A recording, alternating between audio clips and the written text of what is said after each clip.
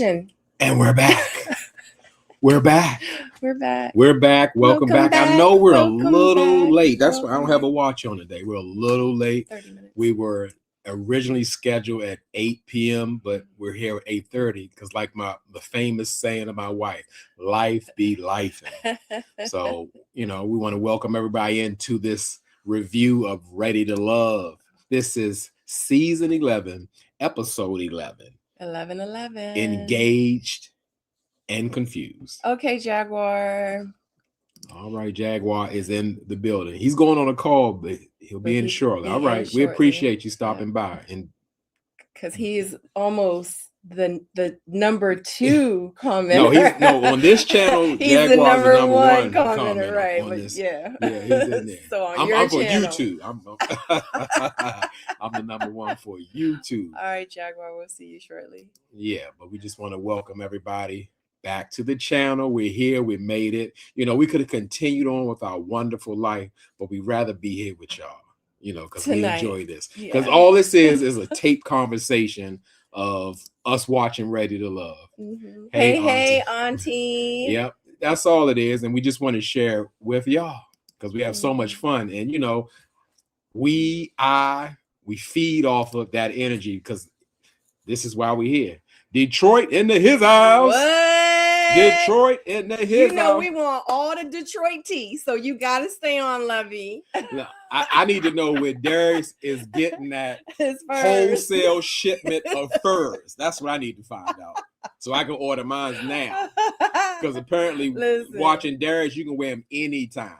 Anytime. I'm trying to get cold, Aretha Franklin house on dates. Warm, it doesn't matter. Facts. Yeah, so like I said, we're here. We're ready to have the conversation. And of course, please feel free to comment. There is no format here. We just kind of scale over the review, but we love to hear from y'all and feed off of y'all. Love the questions, the input. Sometimes our review is an hour long. Sometimes it's 2.5 hours long. Facts. That's all depending on y'all. We're going to be here as long as y'all want us here. Because y'all know that Jay loves the comments and he's here for the comments. So if love you guys the comments. Keep commenting, he's going to keep putting them up there. And we're going to keep discussing them, So, yeah, absolutely. Okay, Auntie, I don't even want to put your comment on Let's do it. Don't put the comments up. You might as well cut this off. No, because I was on Shade, and shout out to Shade in the City, Tracy. So shout out to her. I was on her live earlier today. Shout out to Really B TV. She was also hosting with Shade in the City, and I was in their chat while they were actually reviewing Detroit episode 11. And they were talking about different reality TV shows, and they had brought up a TV show. And I was like, I'm going to apply for that show. I love that show. That show is the bomb. So, but I don't want to give it away. Should I put it up?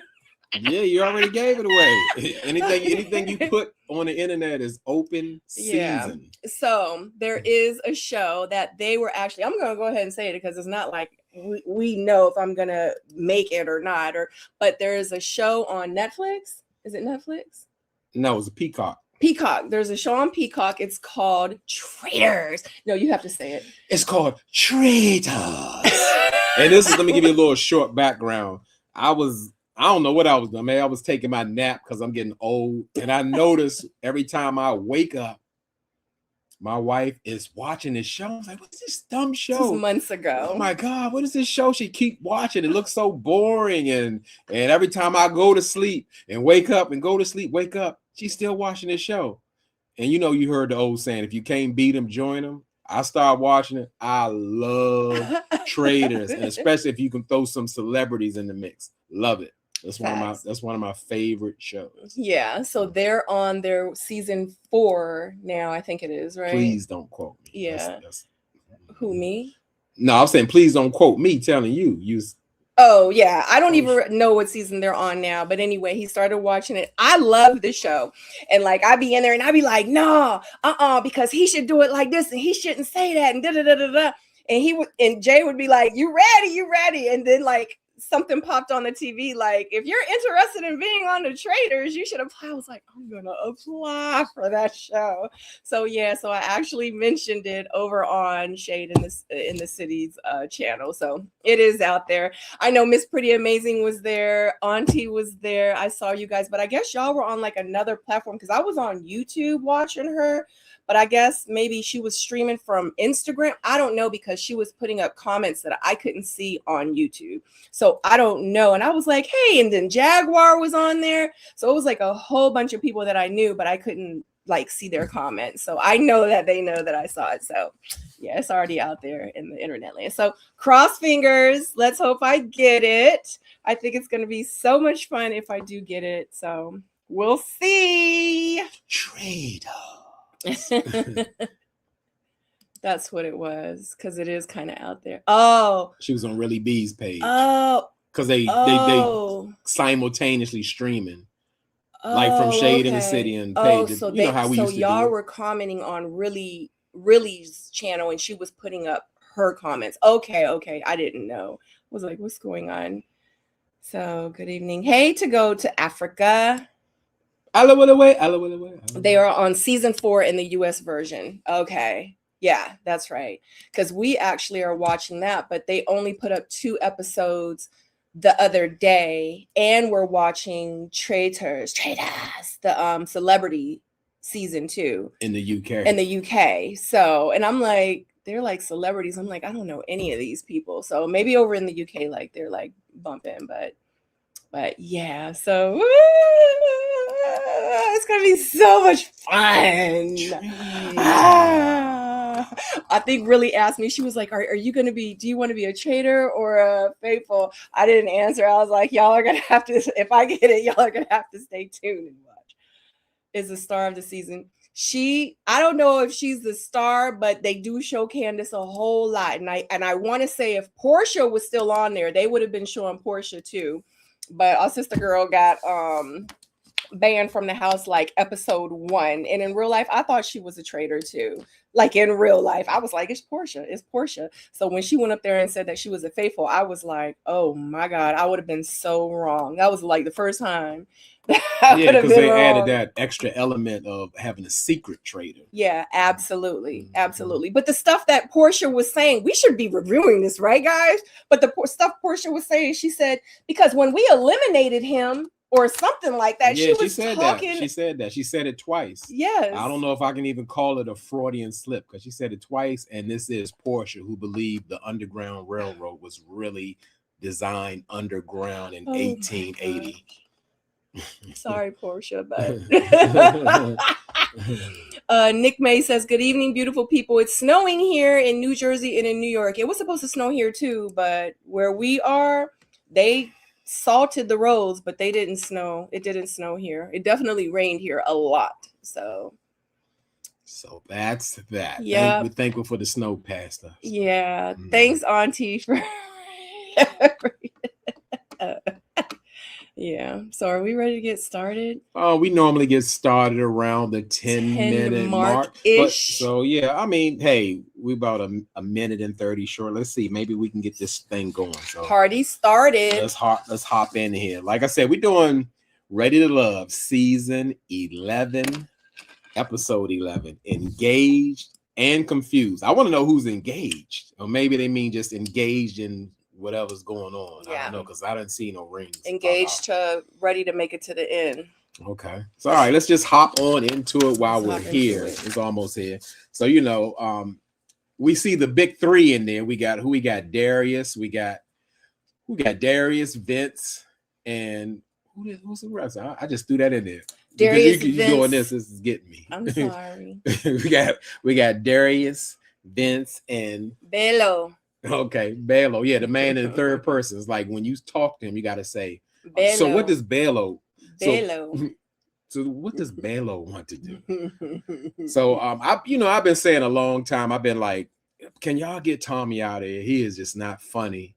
He is not. I'm telling you, Tommy is stepping his game up. When he saw my man Darius come in with that fox, with the feet, with the claws, with the eyes, with the head, and the teeth. My man You said said the teeth.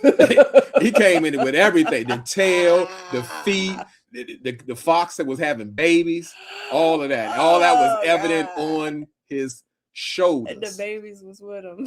Yeah, that's on the babies in the back, on the back of the neck. And my man was like, you got the Game of Thrones going on. White Walkers. I died laughing. And like I said, he did it. He did it. Because that's why I said we saw what Lovey said, she's from Detroit. That's why I want to know. I need something like that. I don't know if I'm ready for that level yet, but I need to find out where can I get that from at a good price, because Darius got all of them. We already know. We do? Yes. We do? Yes, from Alibaba. Not all of them. Look at that. Alibaba got the I'm feet, about to Google it the right tail, now. the eyes, the from teeth. AliExpress, from the all of that. I don't know. It might not have the teeth. The teeth might be more. Yeah, it got to be more. That's big pimping. That's big pimping out there. So the big three got the assignment of now they have to introduce the ladies into their family. What about that? Well, we're gonna get to the gorilla, because that's how he did it right. He closed the final men's lounge with the gorilla. Listen, you said it. When you walk in with a gorilla, I get scared. I got nervous. I got nervous. I'm like, he is wearing a gorilla? He did say that. I was like, that's an endangered species. Like, the man is so up there with his fur game. I thought he went to Africa somewhere and got a gorilla. I'm like, he about to get locked up soon as he come out the men's lounge. But I was like, I don't think he's really wearing gorilla. I'm sure Peter been calling on Darius. We got they want to do an authentication check on it. They want a COA on his furs to find out what he's doing. Oh my God. So like I said, okay, D says, I think Tommy tones himself down some because he could take over the show if he doesn't. Tommy is uber talented. Listen, I'm starting to believe in Tommy because his jokes this season are hitting. For the past, how many seasons? We on 11 for the past 10 years. I'm like, come on, Tommy, it's getting a little corny. His joke's been on point season 11. Big time. So, so like I said, their task is to introduce the ladies of their choice, their connections to the family. So we're gonna just get into it. So Darius, he starts out, and Darius is introducing his brother and his sister to Ashley and his new connection, Ashante. And we learned, I learned, y'all tell me if y'all heard it before, I didn't know Ashante had a 10-year-old daughter. And I'm like, she's 31, 10-year-old daughter and a salon owner. And with the meeting, it was like really great energy. Like everybody was getting along. And she says that Darius is such a, like a funny guy. They just have this connection and where they're enjoying each other. And, that was really surprising because I've never really seen them interact, I will say, other than the roller skating ring. Okay, look at that. Look, like my pictures is on. Yep. That's like the last time I remember, and I thought like maybe they didn't have a connection or what's going on because was it?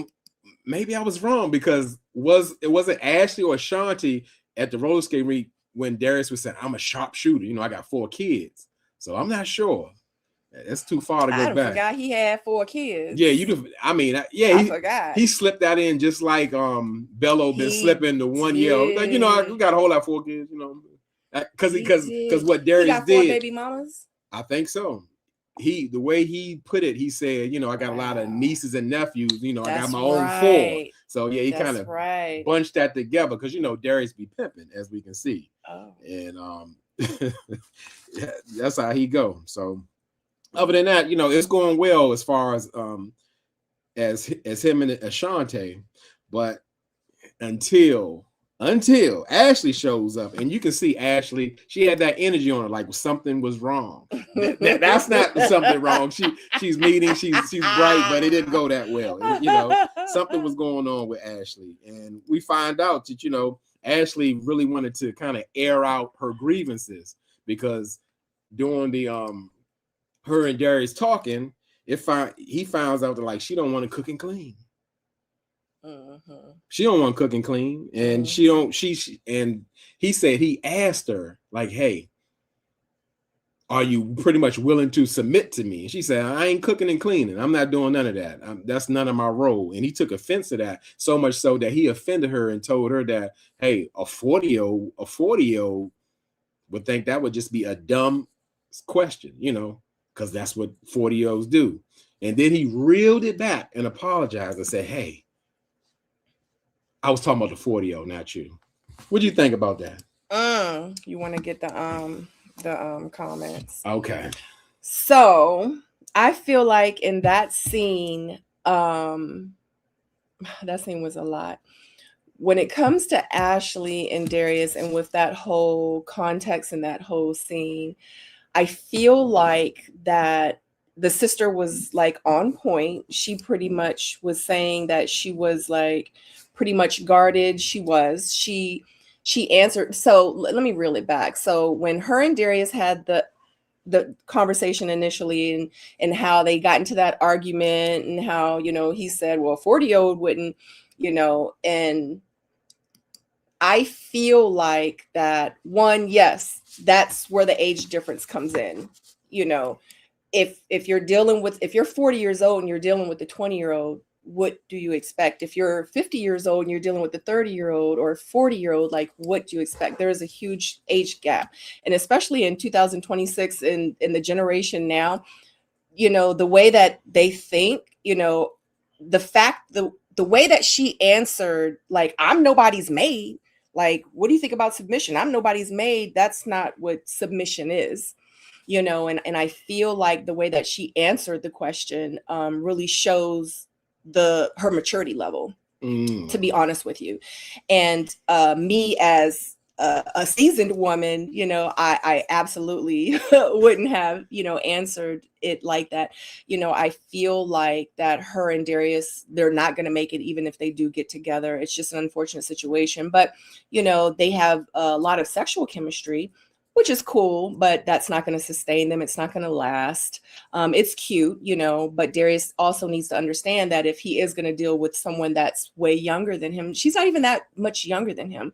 But if he's going to deal with someone younger than him with that mindset, he has to understand that that's what's going to come with it. And she needs to understand that if she's going to be dealing with, I guess, an ex strip club owner, and, a father of 4, and, this man that is just got out of a relationship with a woman that he was with for 11 years. I think that used to be a dancer.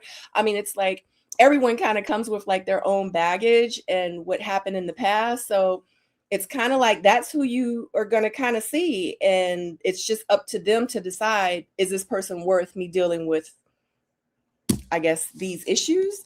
So, I don't know. I just felt like that scene was telling. And at that very moment, Darius, yes, absolutely should have said, you know what? Ashley's not for me. And Ashley should have said in the argument in the beginning, you know what? Darius ain't the one for me. So that's my take on it. I know that was a long take, but I kind of needed to explain it from the beginning. Oh, yeah, absolutely. Because, Ashley's take, it was like, is more of, he has like double standards, because immediately Pastor Darius broke out and said, hey, submission isn't about cooking and cleaning. It's just of the Bible stance is you giving yourself to someone fully, and by paraphrasing.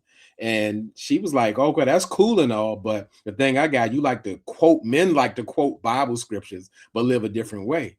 Well, she's got a point, and she does. My man on Bible scriptures hard, but he got 4 kids, and he operating a strip club and a dog fighting place and a fur rancher shop and all that. No, I'm making up all this, but allegedly, he got all that going on, and it's just like, oh, you so into the Bible? What's up? Tell me something. Yeah, no, you're right, but that's exactly what I meant by they're really gonna have to accept each other for who they are, right? And they're gonna have to come in the middle to really try to understand each other in order for them to move forward in a relationship and even trying to sustain it and making it work. But right now, it don't seem like she's trying to budge, and it don't seem like he is either. So she says she gonna work on her patience. Let's go to the comments.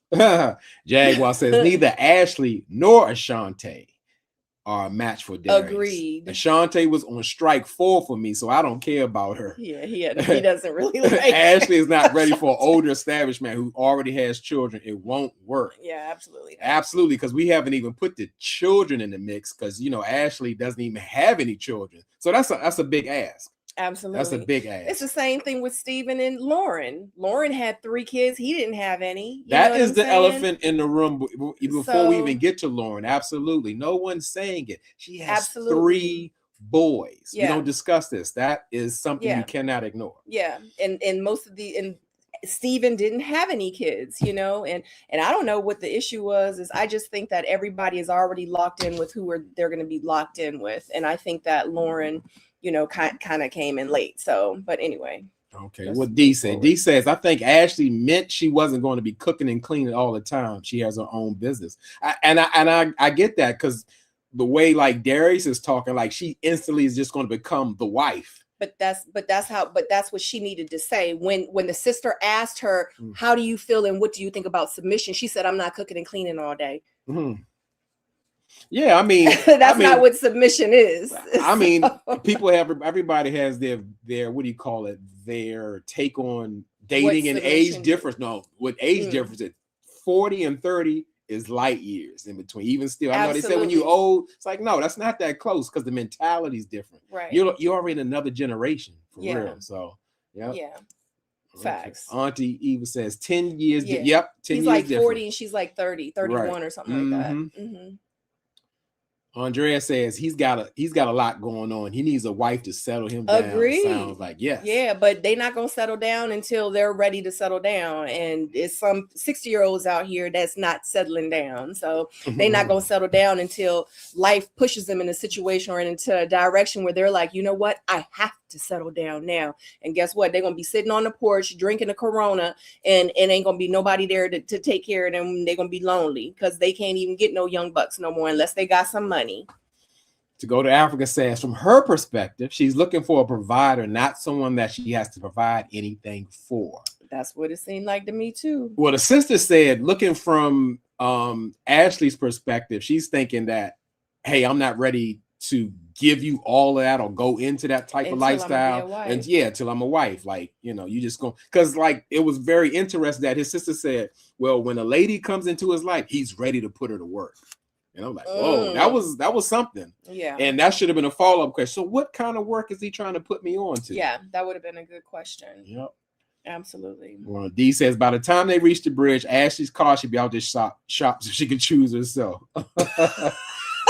Listen, you read my mind, D, because I was wondering, like, if it ain't going right, you got to give the car back. Do you got to give the fox back? I mean, so he can give it to Ashante. Yeah, because Ashante about to get a fur now. Yeah, for real. They not that expensive. They're like $89.95. Nick May says, I could never take Darius serious in any situation. Yeah, I get it, because it comes off like he's wearing a costume almost, Mm-hmm. Yep.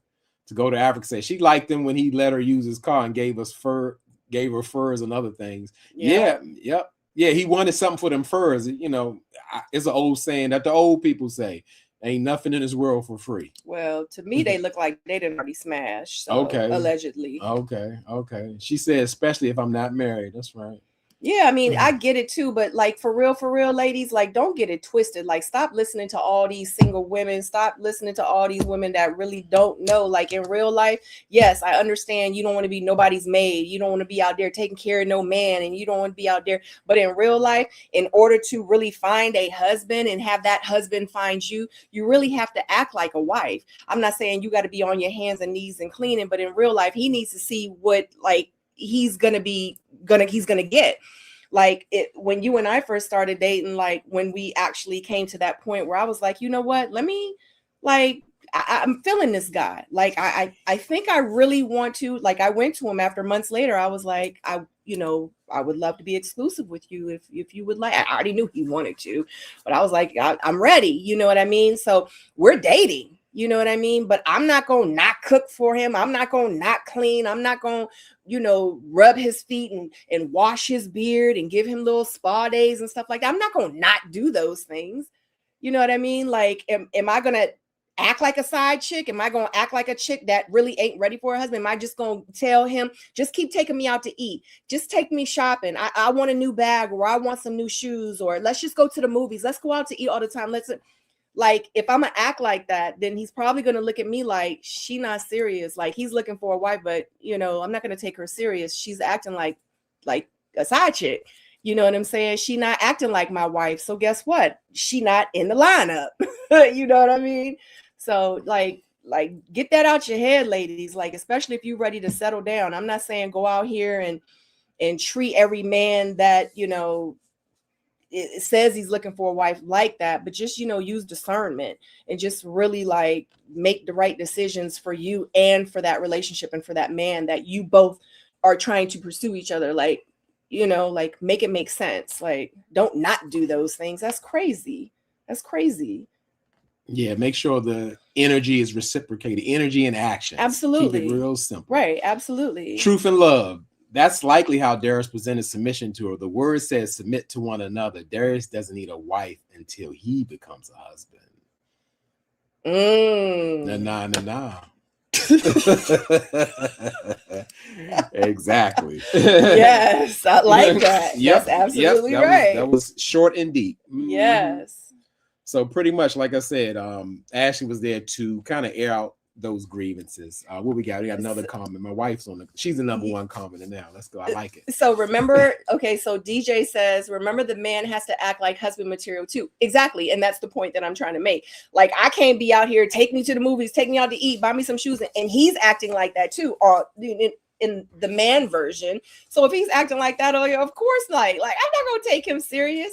But if he shows and comes correct, like he acting like he trying to be my husband, like he buying me flowers and he setting up romantic dates and he's at the house, you know, at his house making me dinner and he's inviting me over for dinner with cards and roses and flowers and he's, you know, planning dates for us and he does buy me gifts and, you know, and affirms me every day. Like, absolutely. Like, I'm not gonna be like, when we going back to the movies, when you gonna buy this bag for me? What? No, absolutely. Like you said, what did you say? Both have reciprocation. Yes. Yeah. Your energy and your actions to match. Absolutely. It has to go together. Yeah. So yeah, that's how we end up. Yeah. It's not just for the woman, it's for both. Yeah, absolutely. So y'all on the same page. It's not one person reaching, running, wanting, trying to get there. Yeah, but yeah, it's okay. Like, I'm telling y'all, it's okay to act like wife material.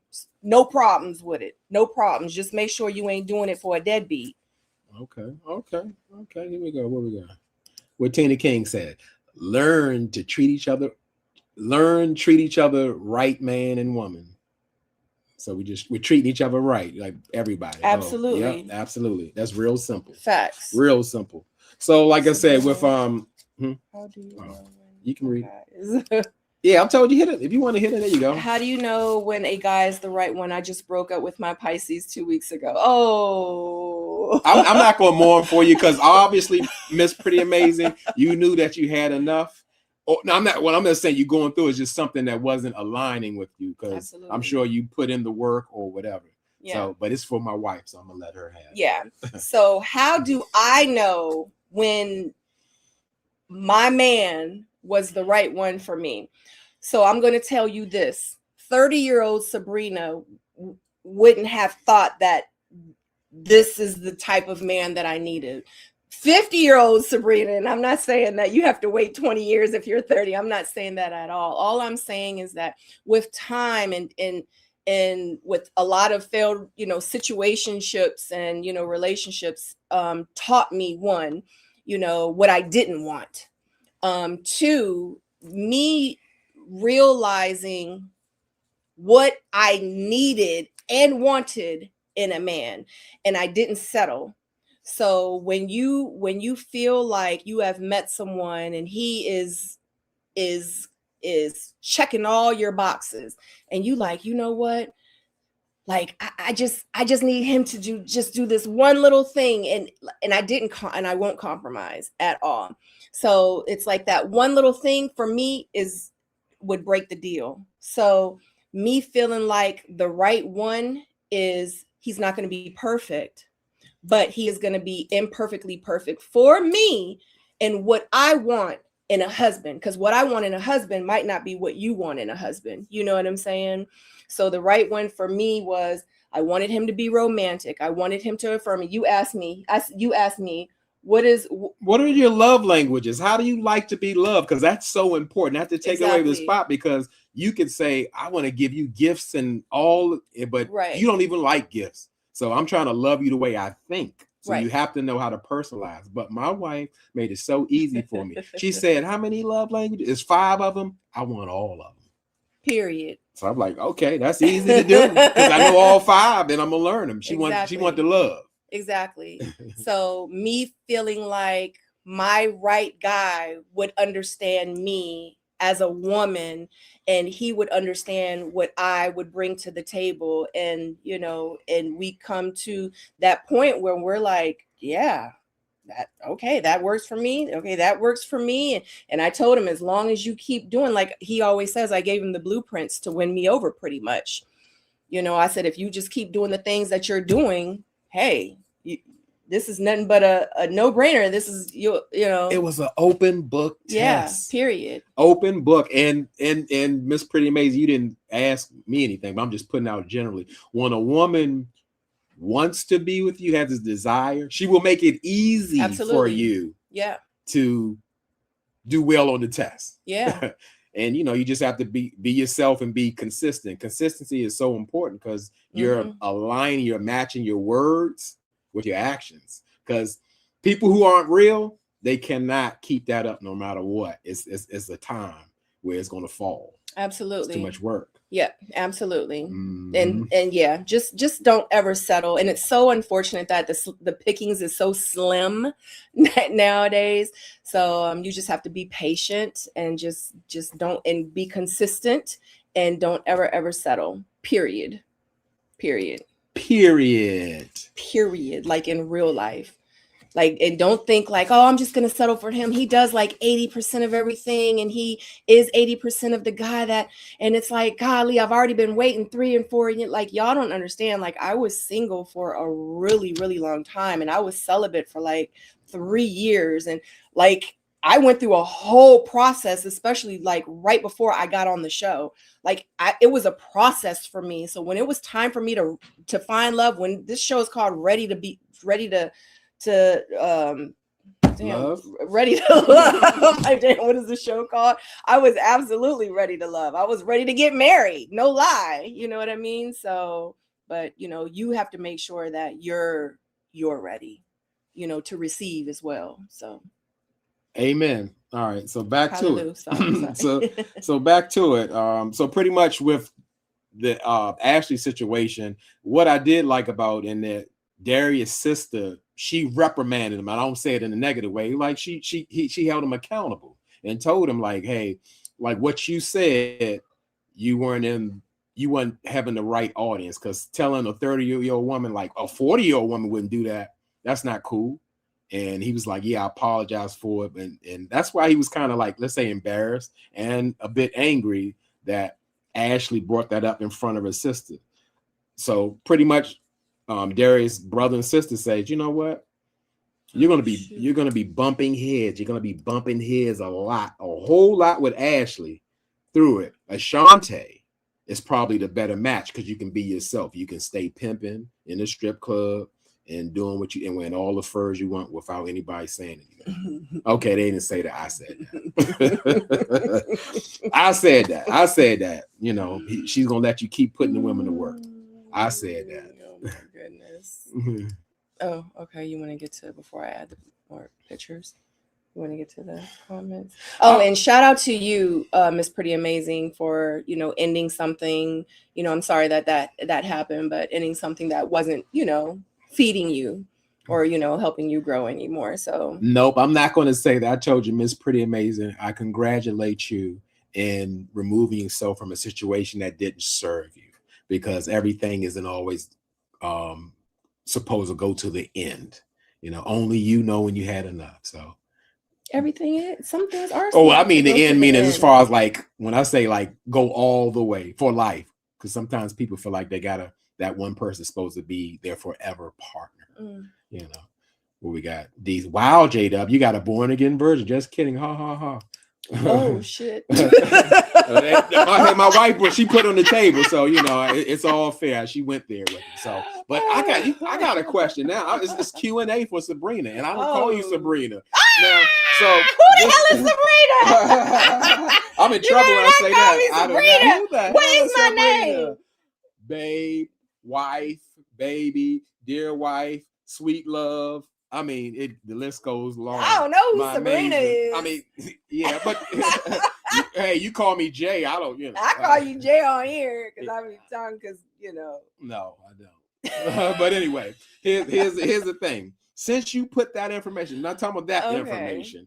The information is, so what do you think 30-year-old Sabrina would think of Mr. J-Dub? Why wouldn't it go as smooth as a 50-year-old? You tell me that. Because first of all, I would have been scared. Okay. I would have been like, this nigga playing. He playing in my face. He got games. So you know what I would have done? I would have played games too, just to see what you would have done.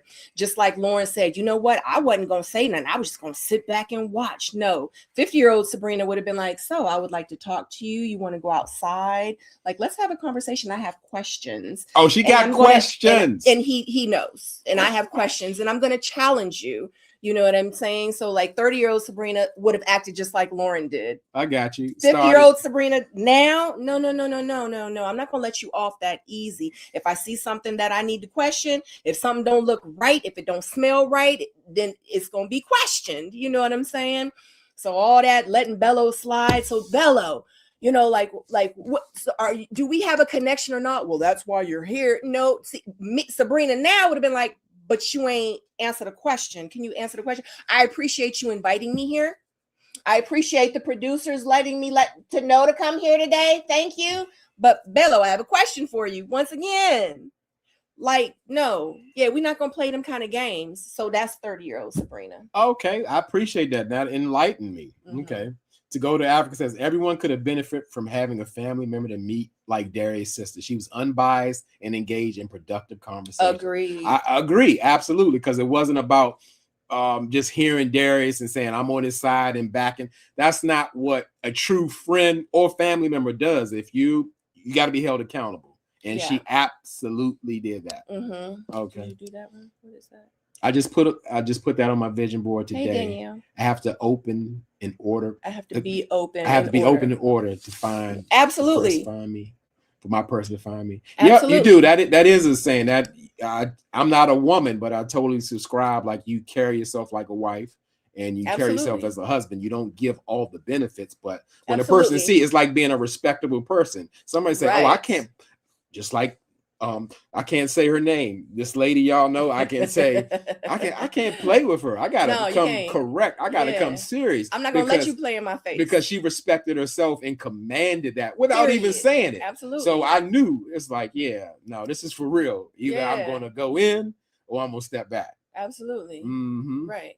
Yep, I appreciated too that she checked her brother, and again, she didn't do it nasty, like let's say like a day or something like that. She still let him have his dignity, but let him know that he was absolutely wrong. Yeah, facts. Okay, she's like, you got to read the room or something like that. She said, right? Yeah. You got pretty much. That's in paraphrase. Yep, you got to read the room. You just can't say crazy stuff like that. Right. Yep. Absolutely. So D says Dominique should have called Bello out on not saying that there could be no connection between him and Lauren. Because Dominique ain't no girl's girl. Dominique like to fight other girls. Dominique like to be a mean girl. So Dominique is not going to call Bello out. Oh, yeah. We're going to definitely get there. Absolutely not. That's not in Dominique's character of what we see today. Absolutely. So, as I said, that was pretty much wrapping up the date with Darius' brother and sister. And they pretty much recommend Ashante, because he can be himself. Mm-hmm. So let's move on to the next date, which is Vince, Mr. Sharp. And he's you do it. Go ahead. Go ahead. Okay, good. Now I can relax. So I'm gonna put more pictures up while you do that. Okay. So let's move on to Vince. He's introducing his brother to his connections, which is Donna and Lauren.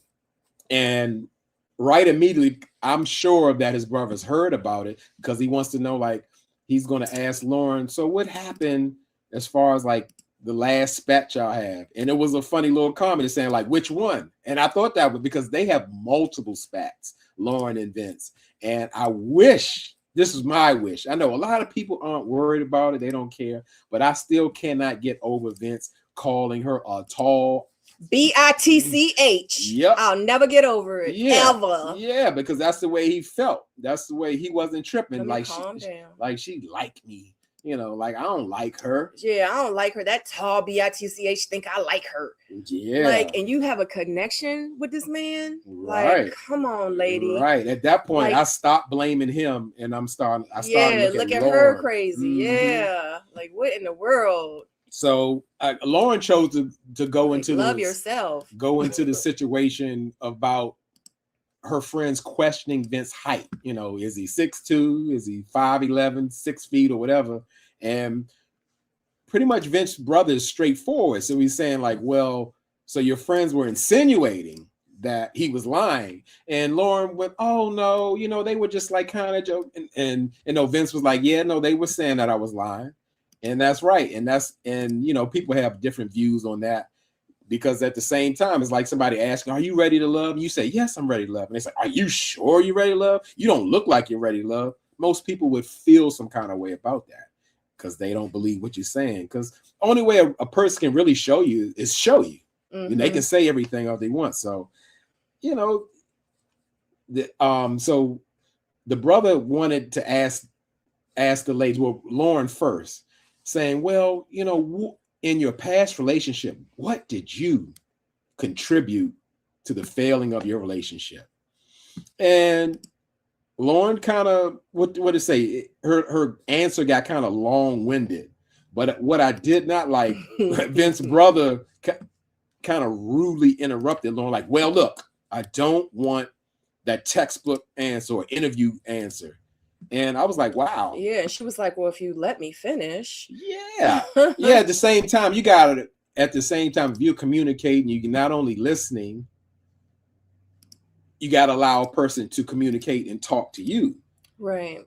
And he didn't want to hear that. He wants to hear the way he wants to hear it. And I didn't think that was fair. And I thought that was kind of like Vince-like. That's a problem because everybody doesn't process and deliver information the same way. Right. You do have to leave room for people to be able to express themselves. Absolutely. And he didn't do that.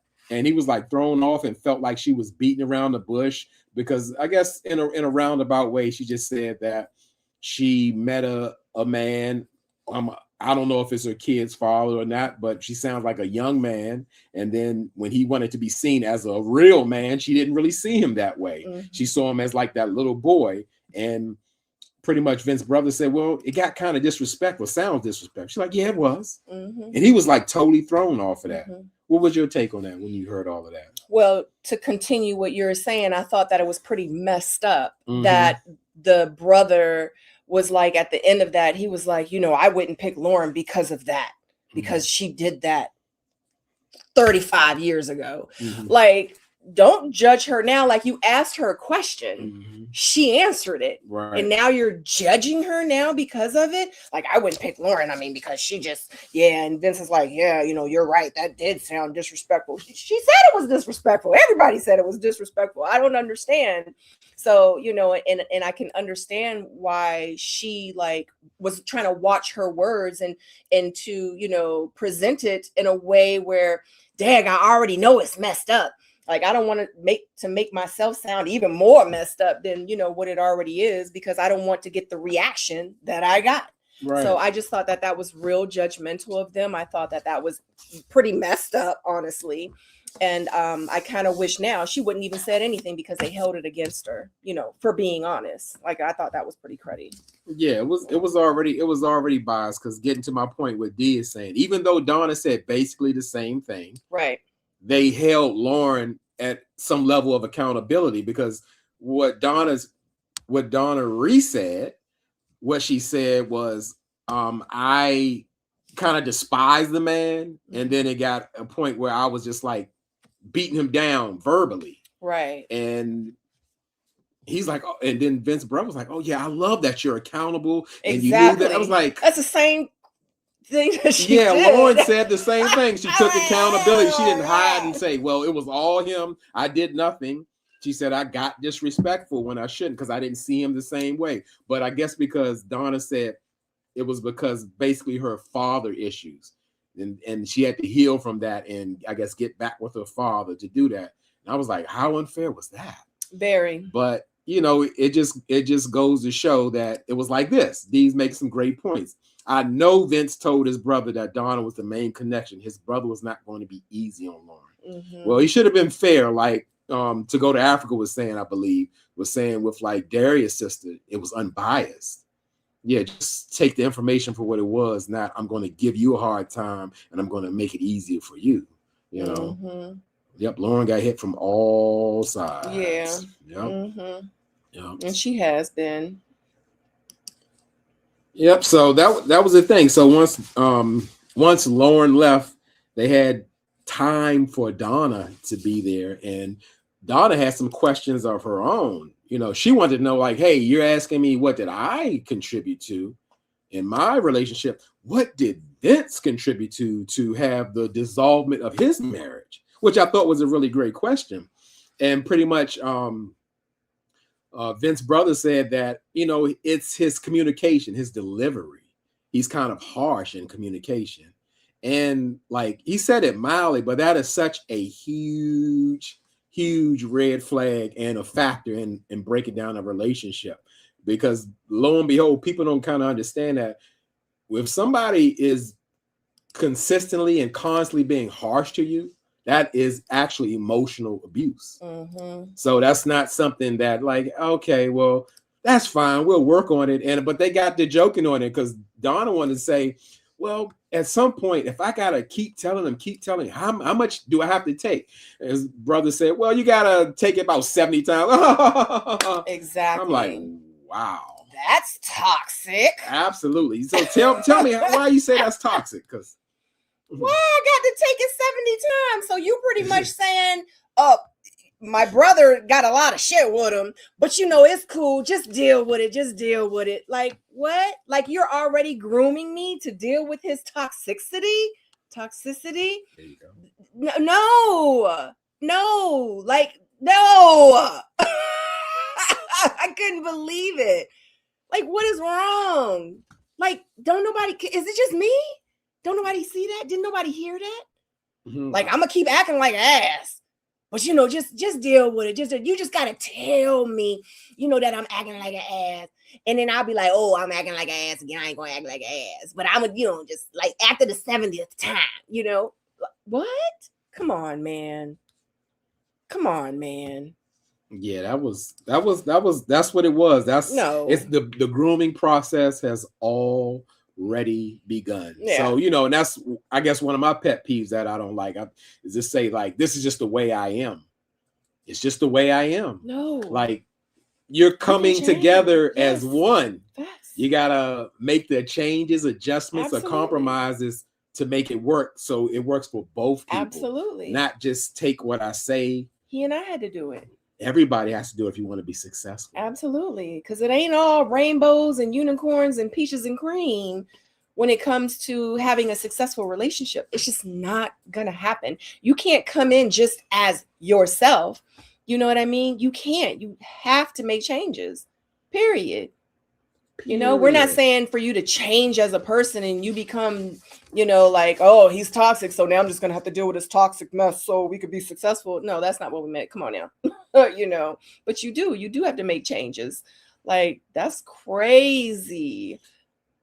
So pretty much, thinking about it so blows me. Yeah, Vince's brother, he's coming down on like Lauren. Pretty much, that's not who you should be with. You need to be with Donna but they both have a concern because Donna brought up that she has a timeline by the year 2025, but knowingly this season was filmed in 2024. By the end of 2025, she needs to be engaged. And it's now 2026.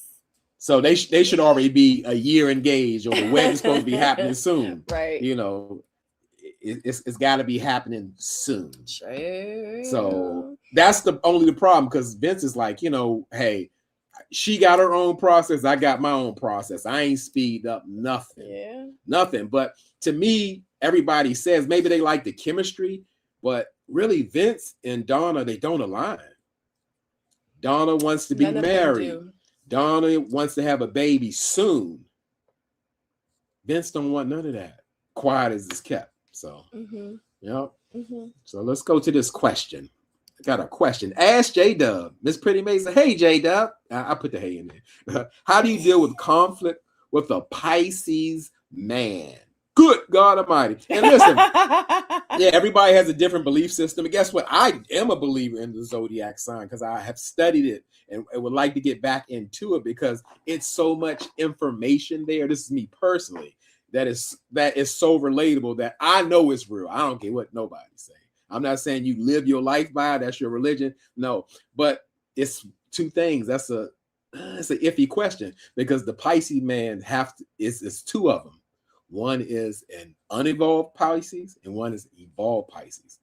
Neither are perfect, but one can be super impulsive, can't even deal with conflict. They have a flee in them, like they're just leaving and flee. And because I am a Pisces man, I know what that Pisces is because, if something doesn't serve me or feel like I'm done or it's a cutoff, but I am now evolved. And I know when you're investing in something that's important to you, you have to stay there and be open-minded. You have to be compromisable. You have to take account in the other person's feelings. So if the man isn't doing that, you really can't deal with the conflict because Pisces are very emotional.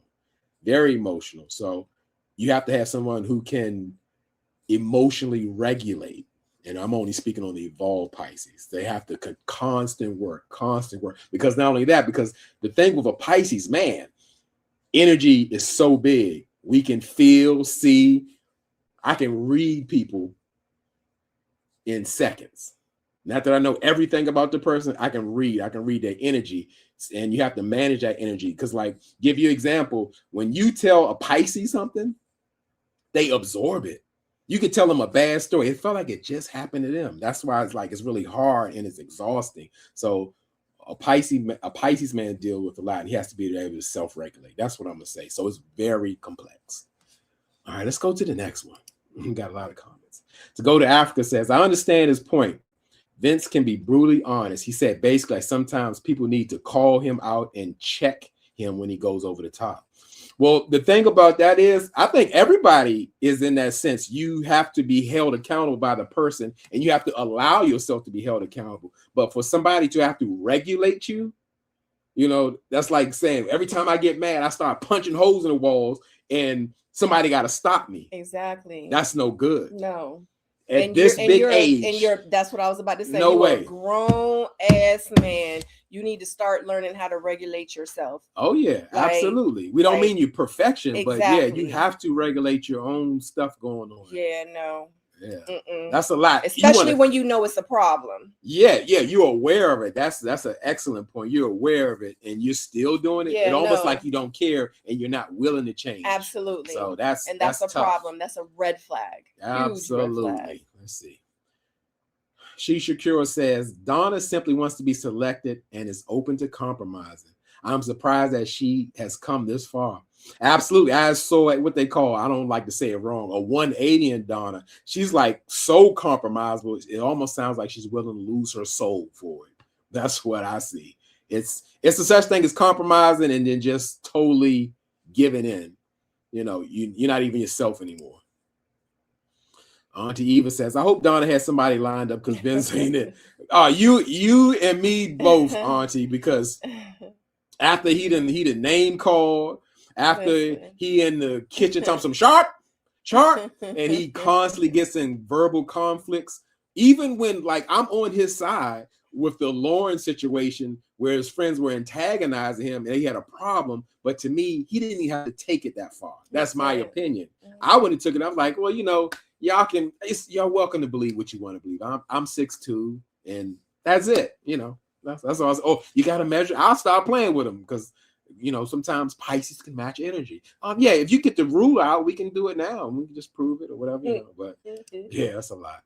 Truth and Love says, we teach people how to treat us. If the change doesn't occur willingly, choose yourself. All day. Be encouraged to wait for the right person. That part. This comment is just like water. It's pure. Yeah. It's nothing to argue with. It's Period. nothing to rethink. Yes. It's nothing to question. I lived it. Yeah. I proved it. I showed it on national television. Teach people. Oh, absolutely. Absolutely. This is real. This is real talk. Don't forget to hit that like button. Yeah. Okay. Lauren played herself. She did. Lauren started off strong and self-assured, but at did. some point she lost her sense of self and confidence. She should have stayed true to herself and self-eliminate on the trip. She should have self-eliminated. We both said that. She absolutely should have, but she wanted to make it to the end. I'm going to say to a point where sometimes people, let us say, over-compromise for something that they want. They like give in. I'm going to just say like Dawn. It looks in different forms. Mm-hmm. Like, yeah, we thought Donna was strong and no nonsense, but not so much. Not so much, Okay. I don't really see that from Donna. What? I don't see that she's like no nonsense. I feel like she hasn't been in any situations or no situations like that have been presented to her to where she's taken like any like messed up issues or messed up situations. You know what I'm saying? Like she hasn't really seen, to me, I don't remember that she has seen that side of Vince. Well, not so much the side of, with Vince, I'm gonna say like this, I liked and I didn't like how she called out Darius in the beginning at the roller skate. She pretty much said what she thought but shouldn't have said it out loud. She pulled the man to the side and said, hey, with all this Beijing and the super cuts, you got a shag in the back, you got a diamond chain at the roller skating rink and an iced out watch and fur and Burberry while you skating, you jive. She told that to his face. The thing is, she shouldn't have told it to his face. She should have thought it and then moved on to who she vibing with. She was right on point. But why not tell him? Because you don't have to say, I think you're a pompous person. I don't think you're genuine. I think you're just here to play games. Nobody asked you for that. We don't even have any interaction. Why do you need to tell me about myself or what you think? But I thought that that's what that whole scene was, when they were sitting down, like really trying to get to know each other. And they were trying to like figure out if they were going to be a connection. No, she pulled him to the side to say, hey, I think you're a jive time turkey. Oh, that's what she did. Because in real life, I digress. Because like we brought it up with Pretty Amazing, but a Pisces person asked, we don't even care what anybody thinks of us. It's none of our business. Like nothing. You don't even if you said it to me, it's like, it don't even mean nothing. You didn't put me here. You didn't make me. You didn't do anything. Oh, wow. We got a lot of comments. Mm-hmm. Do we need to go back up? Let's see. No, go down. I can't do it. I can't do it. Oh. Let me see. Hey, D Brown, you didn't get the notification? Oh, I know you hit the notification bell on my YouTube channel, right? Because I didn't post it on Instagram. It's a common thing. It's an algorithm thing. Yeah. They do it on purpose. Yeah. Sorry, YouTube. Oh. Yeah, I don't read every comment. Because. Okay, here we go. Yeah, it'd be between the comments. To Go to Africa says Vince has no filter. He doesn't realize how he's perceived or how he's offending people. Yes, Vince is not self-aware, or maybe he is and he just doesn't care. However, the crazy part is there are people, I'm not going to say crazy because that's my opinion. There are some people who are agreeable with his personality and vibe because we're all different and we all like different things. So I don't understand it, but yeah. Who is Christina? Dominique and Christina don't like Lauren. Where you see that? Oh, well, that was when you had it. Okay, Dominique and Christina don't like Lauren. I don't know Christina. You got to remind us. Christina either. Okay. You must. Oh, Ina, Christina from long time ago. She resting in peace. The one who wanted everybody to pay for her massage. Oh, okay. They told her that Vince had called her the B word. Dominique allegedly heard it from one of the men, Bello, which we know that he used the word, but not like they said it. Oh, I don't know how you can not say it that way, but you know, I don't just think he don't like her. I don't like that tall, you know. You know, the scenes are edited. We only see production shows. And that's funny you say that, Auntie Eva. I only go on what I see. I don't go deep diving unless we want to do a deep dive, how we like kind of relate things to what our lives have become or something that I don't even go into the interviews or none of that. Just what I see. That's all I go on. I see that in springtime, Bishop Darius got a orange leather Denver fur on. And that's all I go. I don't say how cold it is, where did he buy it from, who bought it for him. You know, I just go on what I see. That's it. Yeah. Jaguar says, remember Vince is an ex-cop. He's accustomed to just saying things bluntly and not backing down. I commend him for telling him a potential mate to let him know if he crossed the line. I didn't know he used to be a cop. He must got PTSD. Let me stop. But I mean, yeah, but like at the same time, going in a relationship, and I'm just saying this in general to what you're saying, going in a relationship and not holding yourself accountable is pretty dangerous, because if I don't want to skip to ahead of time, but Vince's mindset is I'm just going to be me. And that's what it is. You know, and you just got to know my heart. Even though I met you 4 weeks ago, you got to know my heart and know I don't mean no harm, no matter what I said to you. No matter if I called you a tall, a short, a fat, whatever, you just got to know my heart. Yeah. Because I used to be that person, like in a relationship, if you say something wrong to me and I don't like it, I'm going to pop off. Let me tell you, y'all have not seen that side of Sabrina. I promise you on everything. You don't want to see that side of Sabrina. But when he and I got together, like I would pop off and he would be like, you need to lower your voice. Like, who you talking to? And I would be like, nobody. Yeah, and it wasn't. And I had to make adjustments, and it took me a long time. Like I would have to be like before I even responded, like you just have to make adjustments. You know, you do. We all do. Yeah, and that's a great example. I remember. Yeah, I remember those. Because I'd be quick to be like, who you? Yeah, like y'all, I'm telling you, I go from 0 to 100. Look, I am Korean and Creole. I am spicy and feisty. You put it together, that's a ball of fire. Okay, like in real life, I have really had to tone myself down, because he will be like, who you talking to? I'm talking to you, and I think that you need to lower your voice and bring it back down, you know. And I used to just be like, oh, because I would be in previous situations, it would be and we'd be, you know what I mean? So yeah, he taught me a lot, and I had to make adjustments, you know, especially if I wanted this to work. Can't do that. Yeah, I come from the Malcolm X school. Don't you raise your voice in my house? No, I don't handle like that. Never. I don't even raise my voice. I don't even do that. No, because it doesn't require. I don't know, what do you call it? Meeting a person where they're at. You just let them know that this is the boundary. If we're going to be in communion and love and all that, we don't speak to each other like that. Not like I get to yell at you or you get to yell at me. If you had a problem, let's work it out. Or if you're emotionally heightened, let's come back to it.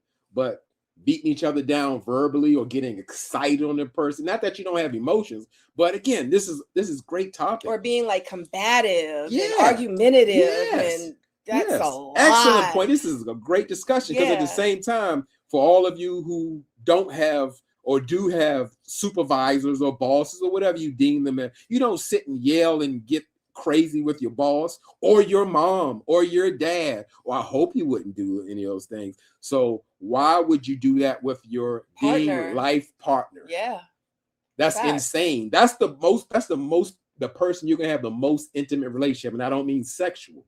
I mean, you have to be in a flow with each other. You have to constantly work to be on the same page and going in the same direction. Right. That combativeness, anger, mistreatment, it doesn't help. So that's all we do. We just remove it and be constructive. Yeah. And don't get it twisted. I don't know how you feel about Vince because we never really talked about it, but I don't have a problem with Vince. I actually like Vince. I like that he's forthcoming. I like that because one thing I've always said, even from my season when I used to talk, I would always say, as long as you show me who you are, I'm going to like you. I'm going to appreciate you as long as you keep it real. And it's like not on that fake stuff. You know what I mean? So I like Vince. I don't have a problem with Vince. I just feel like, we're talking about being in a relationship, and we're talking about being in love and being, committed and being successful in that relationship. So those are the things that we're commenting on. But when it comes to Vince himself as a person, I think he would be fun. I think we would have a whole lot of fun if we all hung out. You know what I mean? So yeah, I just don't like. Well, I'm gonna tell you what I don't like when sharp. That's a little loud. Sorry.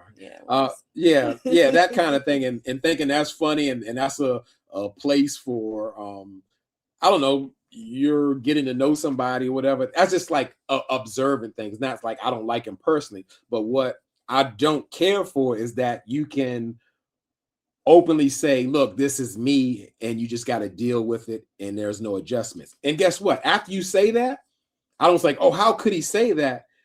It's up to the person that he's communicating that to. That's who I look at. It's like he's giving you the information. He didn't mince any words. He said what he was going to say, and you still went along with it. He said, hey, I'm not changing. I'm me. And if I say something to you a little bit that rubs your skin wrong, you may feel disrespected. It may put you in a depression. Just know I'm coming from a good place. That's not my heart. Don't count it against me.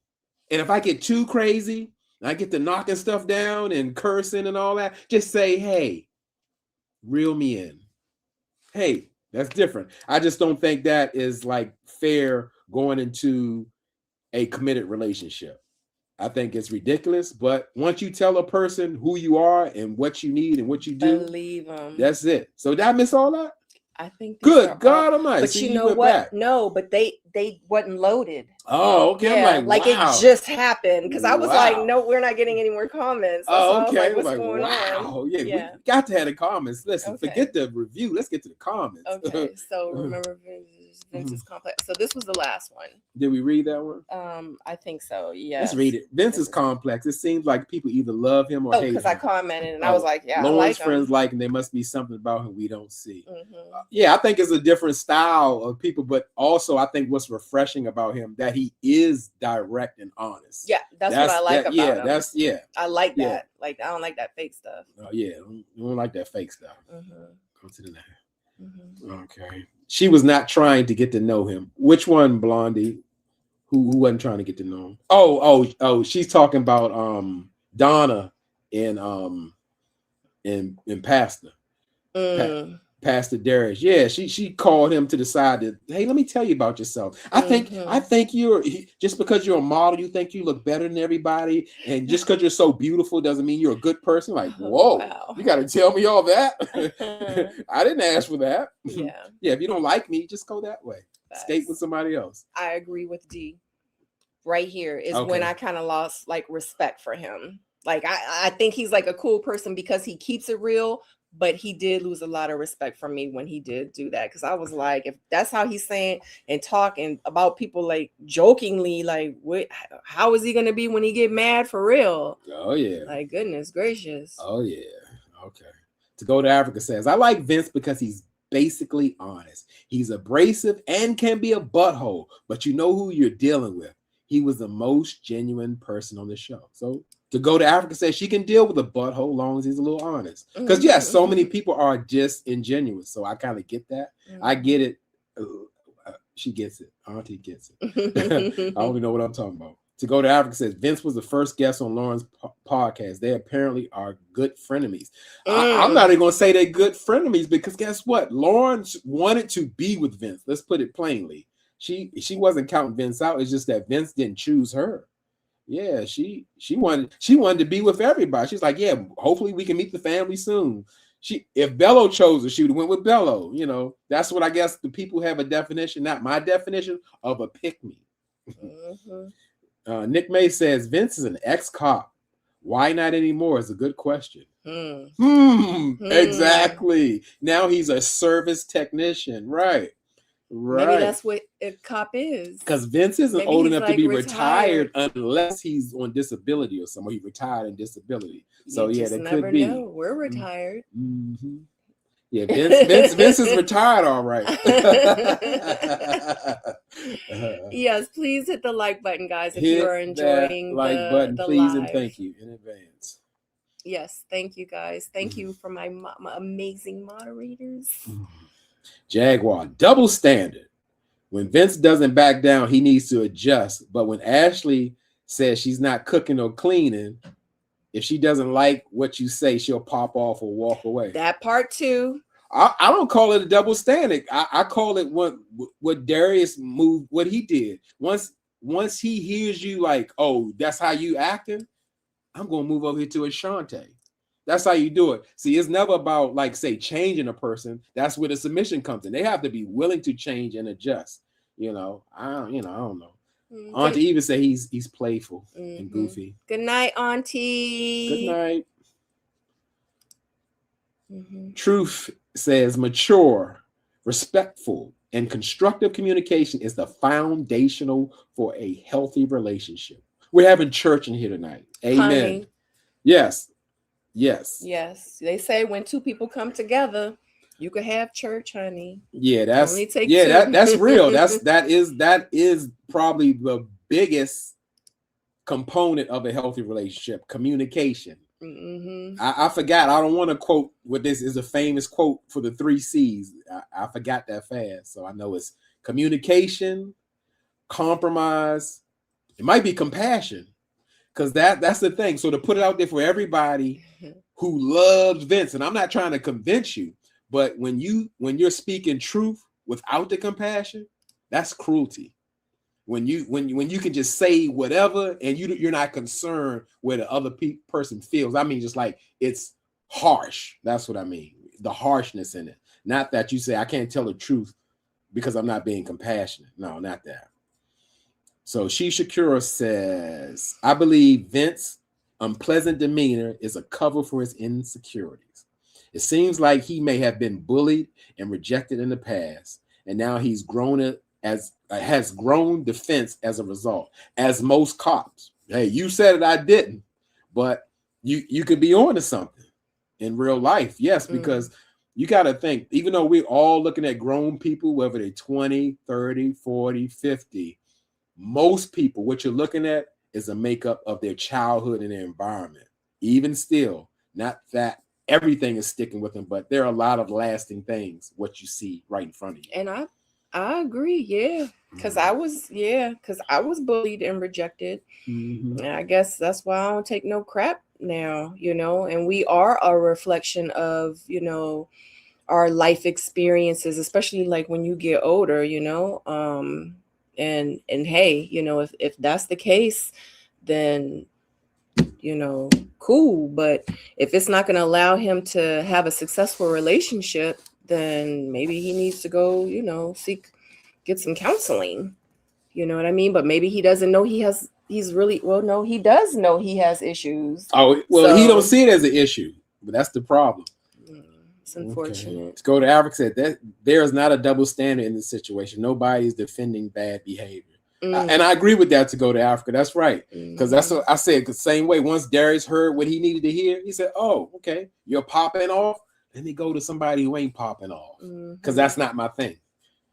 Some people like to pop off. They think, oh, I got a spicy chick. But even her, like when she made the comment, when she was like, yeah, I ain't going to deal with it, I'm just going to bounce. That was very, again, immature of her, to respond like that. So.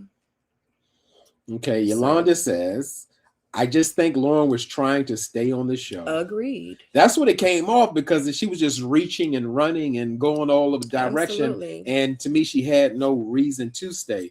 I think most people are on the same page that Lauren should have self-eliminated some time ago. Facts. Absolutely. Like, period. Like the fact that you thought that you and Vince had a great date and he kissed you on the cheek and she was like, oh God, it made me feel a type of way, all that. The fact that you even thought that you had a connection, a strong connection with this man that said that tall, but called you out your name and really wasn't even showing that he was that interested.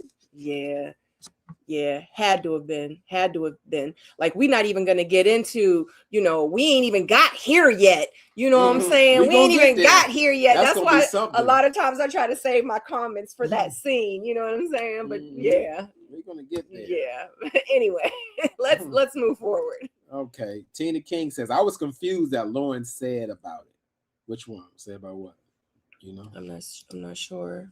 Okay. We were like so far behind. Okay. Jaguar says she expects protection. He expects submission. Pick a lane, ladies. If you want rain, expect mud. If you want a leader, you need to be ready and willing to be led. Pick a lane, ladies. What do you want? Yikes. Do you want him to get you a car rental and get you the fur? Yikes. It comes with a price. Yeah. And let me put this disclaimer out, ladies, because it's like over 60 people watching. Jaguar, and hey, maybe sometimes you need to hear it from a man's perspective, a man's point of view.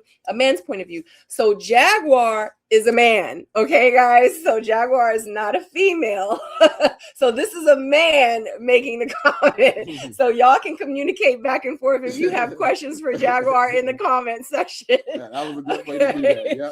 So because he wants you to know, you know what I'm saying, what you want. Pick a lane, ladies. Pick a lane. What do you want? What these? I'm about to get the DMX. Oh, about to go into DMX. Oh god! Off the album. Okay.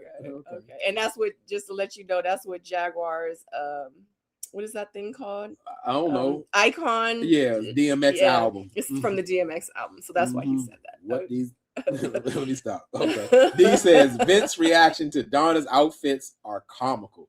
He was hesitant about hugging her with her girls out and couldn't get over the micro mini skirts. Honey, I get that because everybody we ain't got there yet. Okay.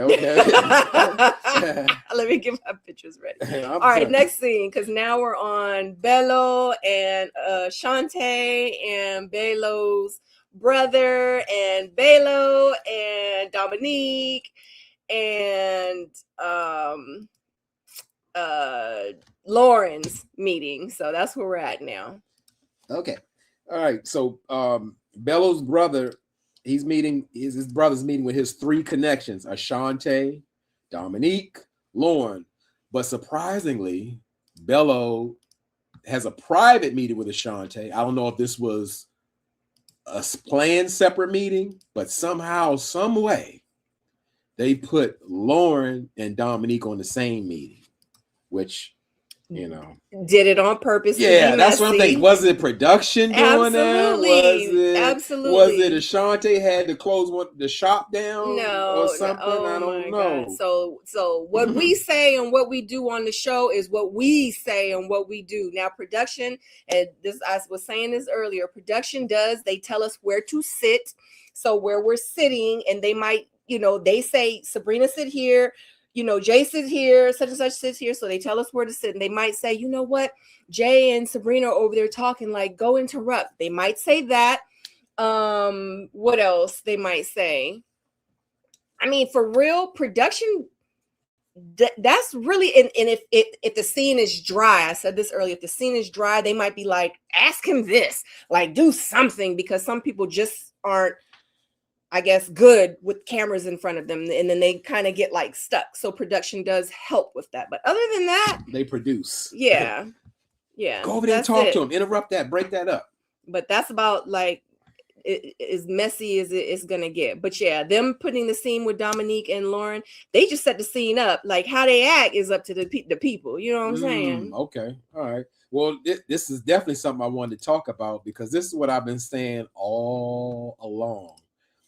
Will the real Dominique stand up? And to me, ever since, let's say, the couple's cabin, the real Dominique has been showing up. And I knew it because, in my opinion, I put out there, I was like, once Dominique got into that reject club, she became open, personable, bubbly.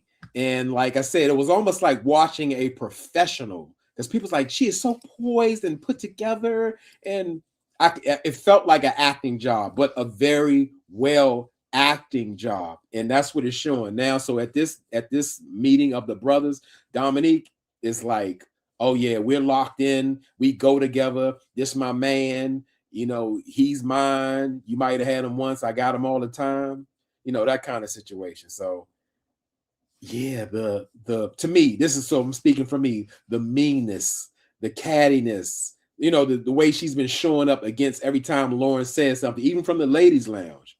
This is the real Dominique. And I'm, again, with anybody, I'm not about liking or loving or anyone. It's just about what I see and what I experience. Mm-hmm. So you want to tap on that? Yeah. You want to? Oh, okay, you got it up. Mm-hmm. She Shakira says, but did y'all peep on the trip when Bello told Ashante that Dominique seems familiar? That's an insult. Yet Dom is pillow talking and fighting Lauren so hard for that man. I would say, I don't know, that would be an opinion to take it as, like, let's say an insult, is like Bello saying this is Dominique is kind of the type of woman I've been going for. With, I guess, Ashante, that's something of different, because they're like on an intellectual level. They read books and they have the same core values. Because obviously, excuse me. But he was saying it in the sense like, she's something that I'm used to dealing with. Like, I ain't trying to deal with that no more. I'm trying to do something different. Like, be with somebody that I can read with. Like, yeah, like, I'm used to doing that. I ain't trying to do that no more. Like, that's what that's what I was getting from that. Yeah, I think he insinuated that, but I don't believe nothing that Bello says anyway. I mean, that very well be true, because for real, we can talk about how people perceive Bello. Some perceive him as a well-spoken, put-together brother, but just the fact that, and I'll judge it on this, that he actually had a baby off a one-night stand from another woman in Miami. That's not well put together. That's a decision. You went there. Everybody makes mistakes or makes choices or whatever you want to call it. Mm-hmm. That's fine, but he'll talk around everything. He'll never answer a question directly. It's more like a politician or a chameleon, if you will. He's going to change in front of anyone he's speaking with. Mm-hmm. So keep going. So D says, I believe production told Dominique to turn up at the meeting with the family. I think she meant turn up. Yeah, turn up. I don't. Okay, yeah. I think Dominique was acting like Dominique. Dominique, who we thought she was. Yeah. Okay, Jaguar says, Lauren never tried. She thought pretty privilege would see her through. It was only when she realized it wasn't working, she started scrambling and make connections. She did this for exposure, ready to expose. And, I can't disagree with her, because who knows her motive? Because as you can see, I don't see why she would be even after Steven. Steven wanted to have a baby. He has no children. She was all in, according to her. Bello doesn't give her a straight answer and spends his energy and time over at Dominique. Why is she chasing him? My man Vince calls her a tall B, spends his energy on Donna. Something's going on. Mm-hmm. Yeah. Something. Yep. So what you just read, you was talking about Bello and his meeting with the brother, right? Yeah, talking about Bello meeting his brother, and I was saying the real Dominique showed up here and now. Mm-hmm. Because you see that she previously had little mini spats with Lauren, mm-hmm. like in the ladies' lounge, and at this point, This one was like very, very interesting. Mm-hmm. The fact that Dominique showed up and it's like she's putting claim on Bello, even though they're supposed to still be in the process, mm-hmm. and still supposed to have other connections. And the energy like really shifted once Lauren showed up for this date. Yeah, because she started questioning Lauren, like, how like uncomfortable could someone be? Like, you're sitting there talking to the brother, having the brother to try to get to know you. You sitting there with your connection, which is Bello, and then explain. Sharp. Yeah, that's how Dominique hit Lauren. Yeah. Explain, Like I am don't I gotta here for explain you? nothing to you. Yeah, like who you talking to, lady? You need to buck down. Like who you talking to? Like, no, I don't gotta explain nothing to you. You know what I'm saying? And that's exactly what she said, and that's exactly how she should have answered. I'm so glad that she Stood made it a up for point to stop herself. saying this is enough. You're not going to treat me like this. Yeah. I don't owe you anything. That's crazy. I don't owe you nothing. I'm here to talk with Bello's brother. Exactly. Talk with Bello, find out we got a connection, but she constantly jumps in. But I'm going to say it like this. Me personally, as the man who I am, I think it was Bello's place to kind of try to even mediate that. But he's along with it. It's almost like he's controlled. Exactly. By Dominique. Like, she's like overbearing. Because she got the cougar juice. Oh, okay. That's what it is. That's what it is. So he's taken over by Dominique's cougar juice. And she's running the show. And it's almost like, are you okay? Do you want to get out? Do you really want her? Do you want to? And like I said, I like that. I really enjoy in this moment that Lauren stood up, wanted to find out, like, hey, I'm here for them, not here for you. And Dominique did everything she could to expose her by making it seem like that Bello was not her true connection and that she gave up on it, which Lauren never said that. She just questioned, like, why would he act like that in front of her? Meaning, am I his side chick? Are y'all already engaged, ready to love? Well, that's together? That's why you're here. Right. So that was his answer to Lauren's direct question. Bello, are we going to move further in our connection? Absolutely. Do you have the ability? Is it a yes or is it a no? Right. He looks at her in confusion and says, I guess that's why we're here. No, that's not. And I wish she would have pressed it. She kind of made what you call it a passive aggressive statement, like, well, I guess you don't really do direct questions. And this is what I mean about like the maturity level, because me, Sabrina, at 50 years old, would have been like that, but you didn't answer my question. The question was, should I repeat myself? Like, no, we're not gonna let it go. We're not gonna let you get by with that kind of answer once again. Like, start holding these men accountable. You know what I'm saying? Like, yeah, so I guess you're just not going to answer it. Yeah, obviously he's not going to answer it. So how about you make him answer it? Ask the question again. And it's okay. You don't have to raise your voice. You don't have to get smart. You don't have to, like, Bello, you didn't answer my question.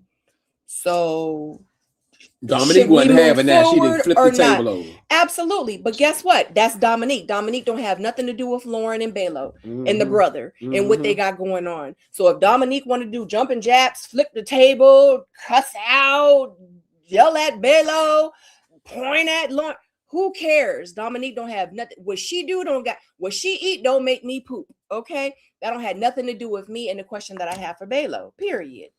But what I did see, I'm going to say like this, and not saying I'm a fan of the way Lauren is moving. When she was asked the question by Bello's brother, what makes you a good fit for Bello? She goes into what she likes about him. I don't think that's answering the question. That too. He's goal oriented. He likes to grow things, and but then I guess she added on that I'm a multiplier, and then Dominique like, she did. You all the faces, you got money and you got. I mean, like, wow. I couldn't even. That would be difficult for me to sit through there and not even address that. Like, is it you all right? That scene was real cringe. Yeah, that was Dominique. Nasty. Yeah. I'm a Pisces. We keep talking about the energy was nasty, filthy, dirty, disgusting. Get it away from me. And crazy enough, I mean, which how we say, what we would say, how we like the family to show up. I believe Bello's brother showed up because in the end, he said, what I'm seeing from Dominique is throw hands energy. You're mine already and all of that. He said, that's not the way you should go. You should go with Lauren. She was poised. She asked questions. She was open. I like her. Bello was like, really? I forgot to tell you, I'm already married to I'm already married to Dominique. You know, that's how it was. It was like done. Like, he done met my mama and my daddy, and we not Yeah. gonna talk about how her daddy said in the next episode, "You're Muslim." That's a problem. That's a problem. But we not gonna talk about that because he done met my mama. He done met my family. Like, yeah, we together. Well, we together. Like, what you doing? What y'all doing? You know what I'm saying? Like, come on, man. Like, make it make sense. So I really enjoyed that balance that her brother said, because it's like that's not what the kind of energy you want. You don't want that fighting and arguing and all that, because at the same time, Dominique had no place to do that.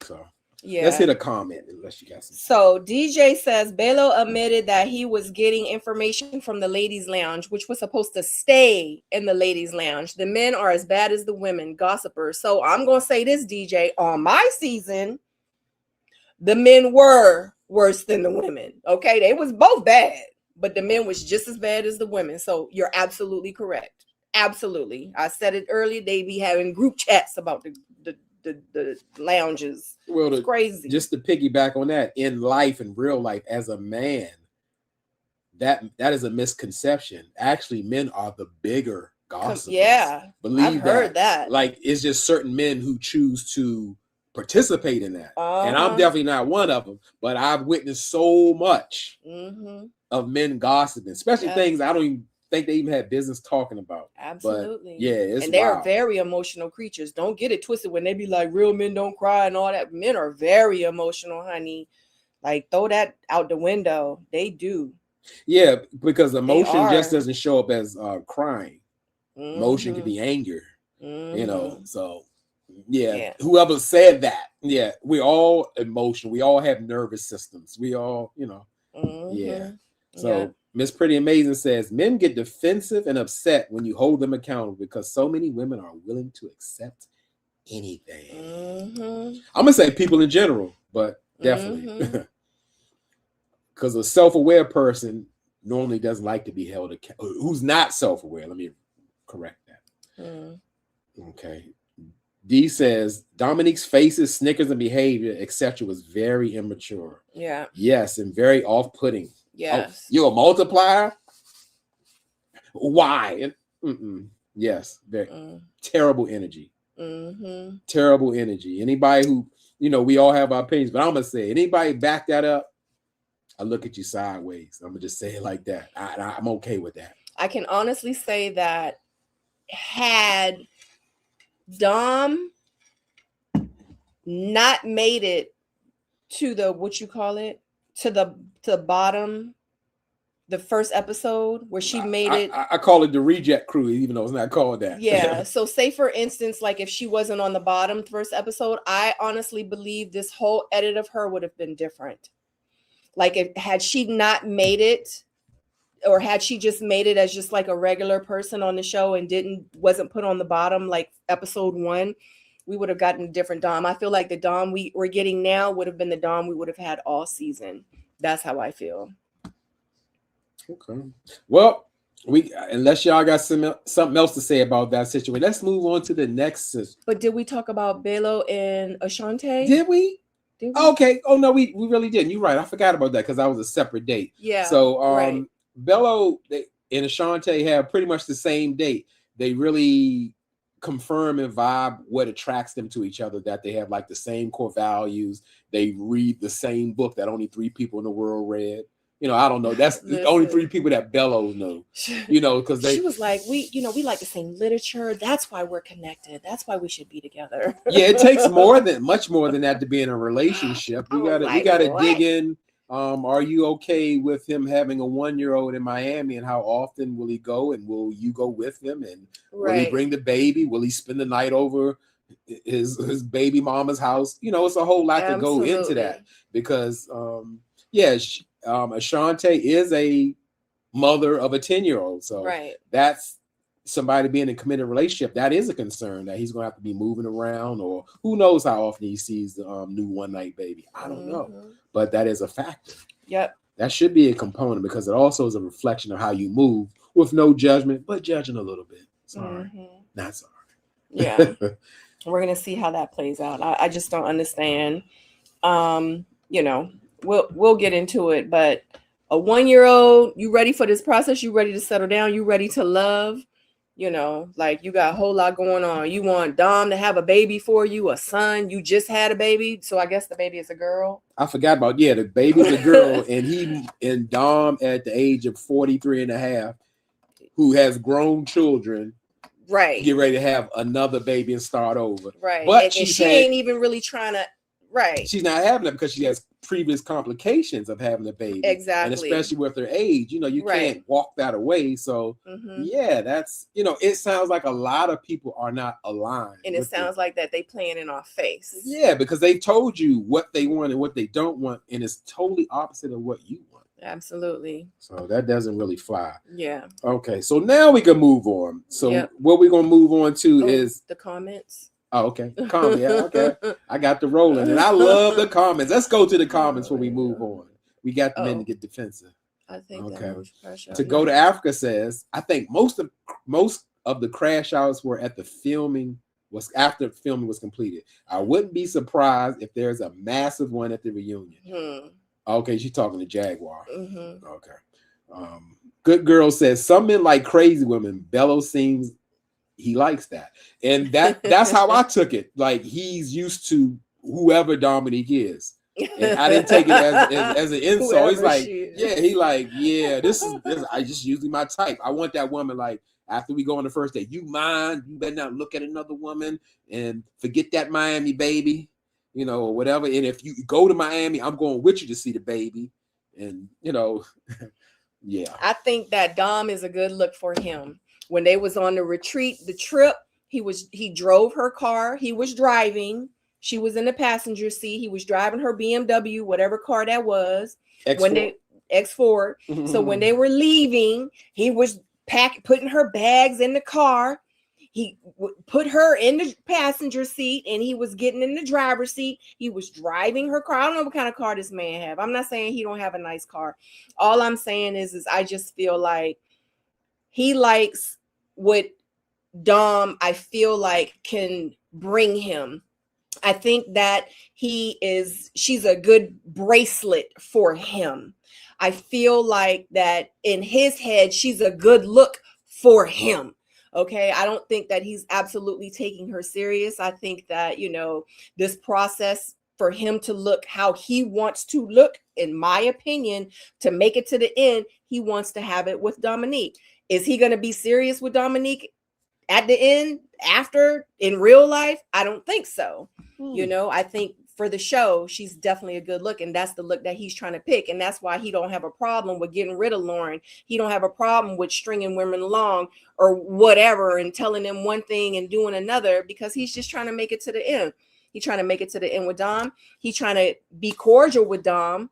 He's trying to continue to have a good relationship with Dom, because like I said, I feel like he's just looking at her for what she can do for him. Period. Yeah, I think that he believes what Lauren believes she can be for him. Like, they can power couple up, because you remember before she was talking about, I'm gonna open up my shop. He's like, oh yeah, I can show you some real estate and go. I think he likes that. That's right. And he is not a stranger to not know that she has two very rich exes, one that she's had children by.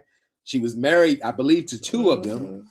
And she's already been on reality TV before. Yeah, and she's great exposure. And there's absolutely some residual NBA and NFL money still floating around, whether it's in the house, the car, or whatever. Like, there's something here. You don't think Bello assessed that? Absolutely. Yeah. Facts. Mm-hmm. DJ says, at least Bello doesn't have to worry about Dominique putting Nair in his shampoo like Morgan did. Dominique convinced him to shave the little bit of hair he had left on his head. That wasn't no hair. That was spray. He washed that joint off. Yeah, I didn't know who did it. I thought Ashante made them I don't know who really suggested it, but yeah, because Ashante complimented on him, like, wow, I really like that. And that's the thing. He's wearing that. I believe for the women, like, I still got hair, I'm still got it going on, even though the hairline starts right here. I got it going on. And Shanta's like, I can appreciate, like, look at your head. It looks good, it looks clean, And ever since then, we ain't seen his spray on hair. Right. He been bald the whole time. D says, love Bellows brothers partial. He sits straight up, amongst other things.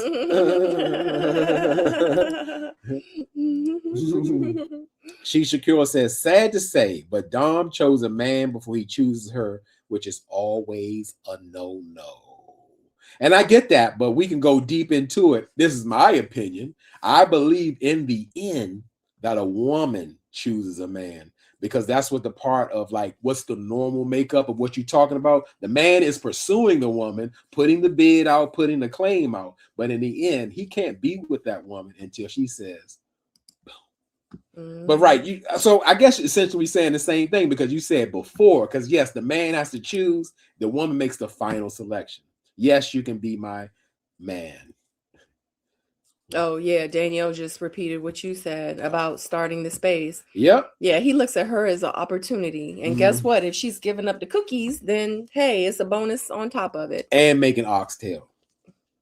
Curry chicken.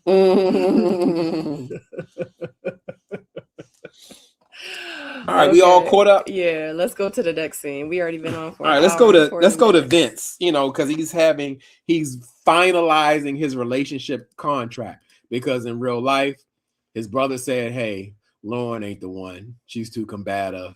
You know, she doesn't respect you." Even though Donna pretty much said the same thing. So he wants to kind of work out the kinks and make it an understanding that, hey, like pretty much without saying, "I choose you."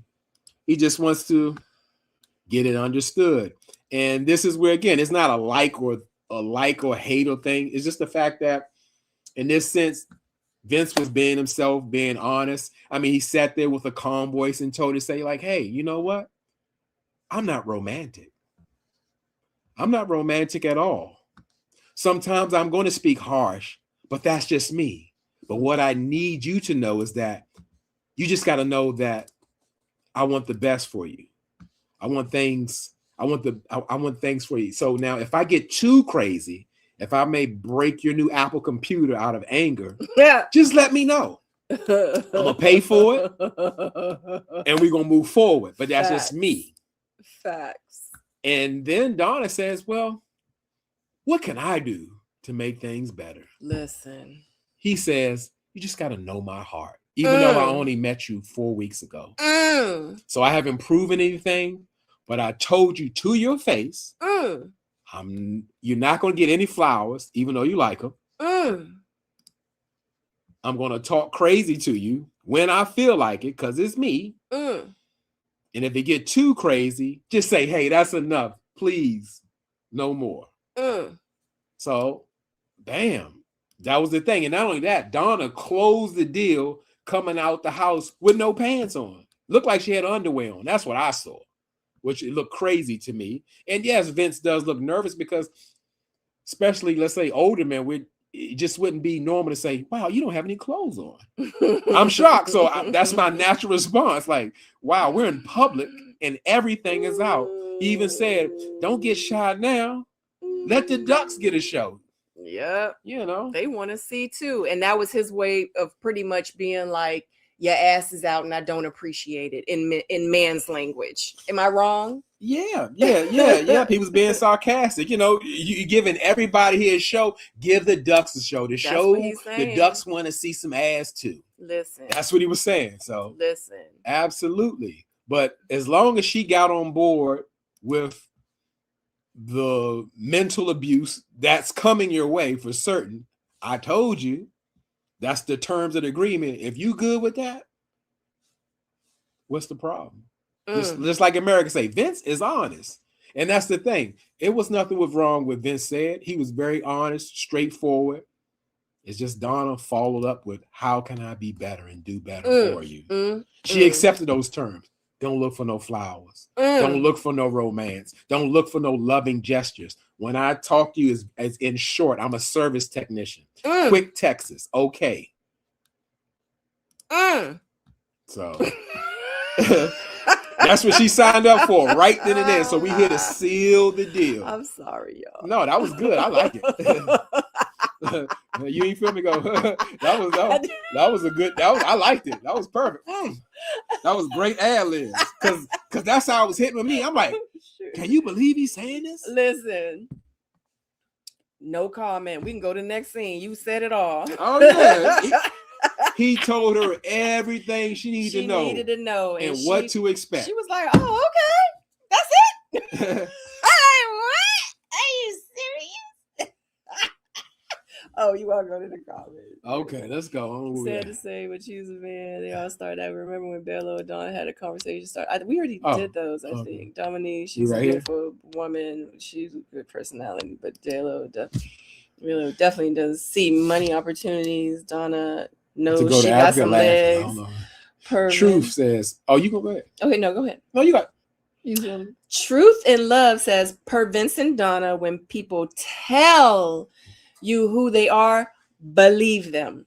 This is how the devil asks for permission to destroy. Truth. Look. Y'all preaching tonight. Listen. Y'all preaching tonight. Truth. This is the second time Truth done put some like y'all like for real. Like I'm going to repeat this just in case for the people that can't see because they only listening to us right now. Truth says, per Vincent Donna, when people tell you who they are, believe them. This is how the devil asks for permission to destroy you. You only got one time to tell me who you are. That's it. How you not going? But then you follow up and say, but what can I do to be better? I know you're going to destroy me, but what can I do to be better to help this situation with the destroying of me? He didn't even hit her with the whole piece because, like he said, when he got up, he said, and we definitely have to discuss that timeline because that ain't going to happen. This lady want to be engaged in a year, have a baby. When she was talking to Steve, she want to move in 90 days. None of her goals are going to be accomplished. Met. Period. With aligning with Vince. I want to know because he said it after she left to his brother. He said it in the lounge. But you know what? If you think about it, did he ever say it to Donna? I don't think I ever saw a scene with him telling Donna, those aren't my goals. I'm not trying to be married. Like, I have my own timeline, and my timeline does not match your timeline. I don't think he's ever said it to her in her face. Not on camera. I can tell you that. And that's all we go by. But the fact that she keeps reiterating, saying that this is what she wants, proves to me that he has not verbally told her yet, well, that ain't my timeline. He said it to his brother. He said it to Tommy. He said it to the other men, but I don't think he's ever told her, because I feel like if that was the case, they would have had that conversation by now. Yeah, because she said it in their last meeting. She said it a few times. He didn't say, well, slow down. That's not what I'm going to do. Absolutely. He didn't say that. You're not on my timeline. Absolutely. He didn't say that. He said, I like to have things happen organically. Yeah. Yeah. Yeah, because he's playing in her face. She set herself up. She put herself in chains to be dragged. Absolutely. And like he said, it's all going to be done on his terms. Facts. All of it. Yeah. Hey, you want to know what submission looks like? That was a form of it. Exactly. She submitted to him. Yeah. Not a reciprocal thing. Yeah. Yep. Facts. Shakira says, I wonder if Donna was also trying to determine if Vince could show affection or view her romantically. Could be, but Vince made it very clear. Very. If you're looking at me, there's no romance happening, not even through a text. I'm a service technician. The texts are going to be short. Jaguar says that's going to kill Donna's and Shannon's future relationships. Yes. Because they're focused on their career and studies. They will be rushing any man they get with. It's going to be too uncomfortable and push them away. And I believe that, Jaguar. Also, that's why you have to kind of give yourself room to plan. You can't wait to get to your finish line and say, hey, I gotta have this baby right now. But somebody like, oh my goodness, what she's trying to trap me? She want child support? She want divorce? Well, then find a man to have a baby with. Have that conversation with them. Hey, you cool? I'm cool. You don't got no kids. I don't got no kids. You got 2 kids. I don't have no kids. I want a kid. What's up? Can we have a baby together? I ain't gonna ask you for no child support, or you gonna pay child support? Like, are we gonna raise the baby together, or you just gonna let me use your sperm? I mean, have a conversation. Keep it real. People don't understand. Like, keep it real. I swear on everything. You will make it through life so much further and happier if you are honest. Start being honest with yourself. Period. I promise you. You don't think Donna's being honest? No, absolutely. Oh, okay. Yeah, I'm about to say she laid it down. She told you the plan. Yeah, absolutely. She told you. But she need to also like understand, like, you got to have these hard conversations, and you have to listen to what these men are saying to you too. You know what I'm saying? So yeah, these clocks are ticking, but hell, you got to deal with people that's willing to deal with your clock. He's not going to, so stop wasting your time. Like, you can't, I don't know. Yeah, you can't force nobody to do nothing. Yeah, period. So we ready to go to the next scene? Oh. Oh, you gonna say something? No. Oh, okay. So next we got Ashante and Darius. They go on their fourth date on episode 11. I said fourth date, their first date on episode 11. Because you know why? Ashley has given Darius some information that he can use. He knows that he doesn't want to be popped off, walked away from when conflict comes. And he hungry. So he's taking Ashley to the iFly. He ready to fly. He ready to fly. So you know, he done made a whole switch up on her. You know, at this point, Darius' perspective is like, hey, my connection, I ain't heard nothing from her in days. You ain't heard nothing from your connection. Because, you know, Bello locked in with Dom. Ashley is mad at him for making certain comments. Now, hey, let's choose each other. Second chance. Ready to Love, second chance. It started within the show. They together now. Or they looking to be together. Well, he gonna have to buy her a fur. Oh, when he gets his car back from Ashley, he gonna tell her to leave the fur in the car. Oh, and he gonna give it to Ashante. Rebag it, repurpose it, put it in another box. Ashante got her fur. Like, see, I got that fur. You might even dye it. Put it black. Oh shit.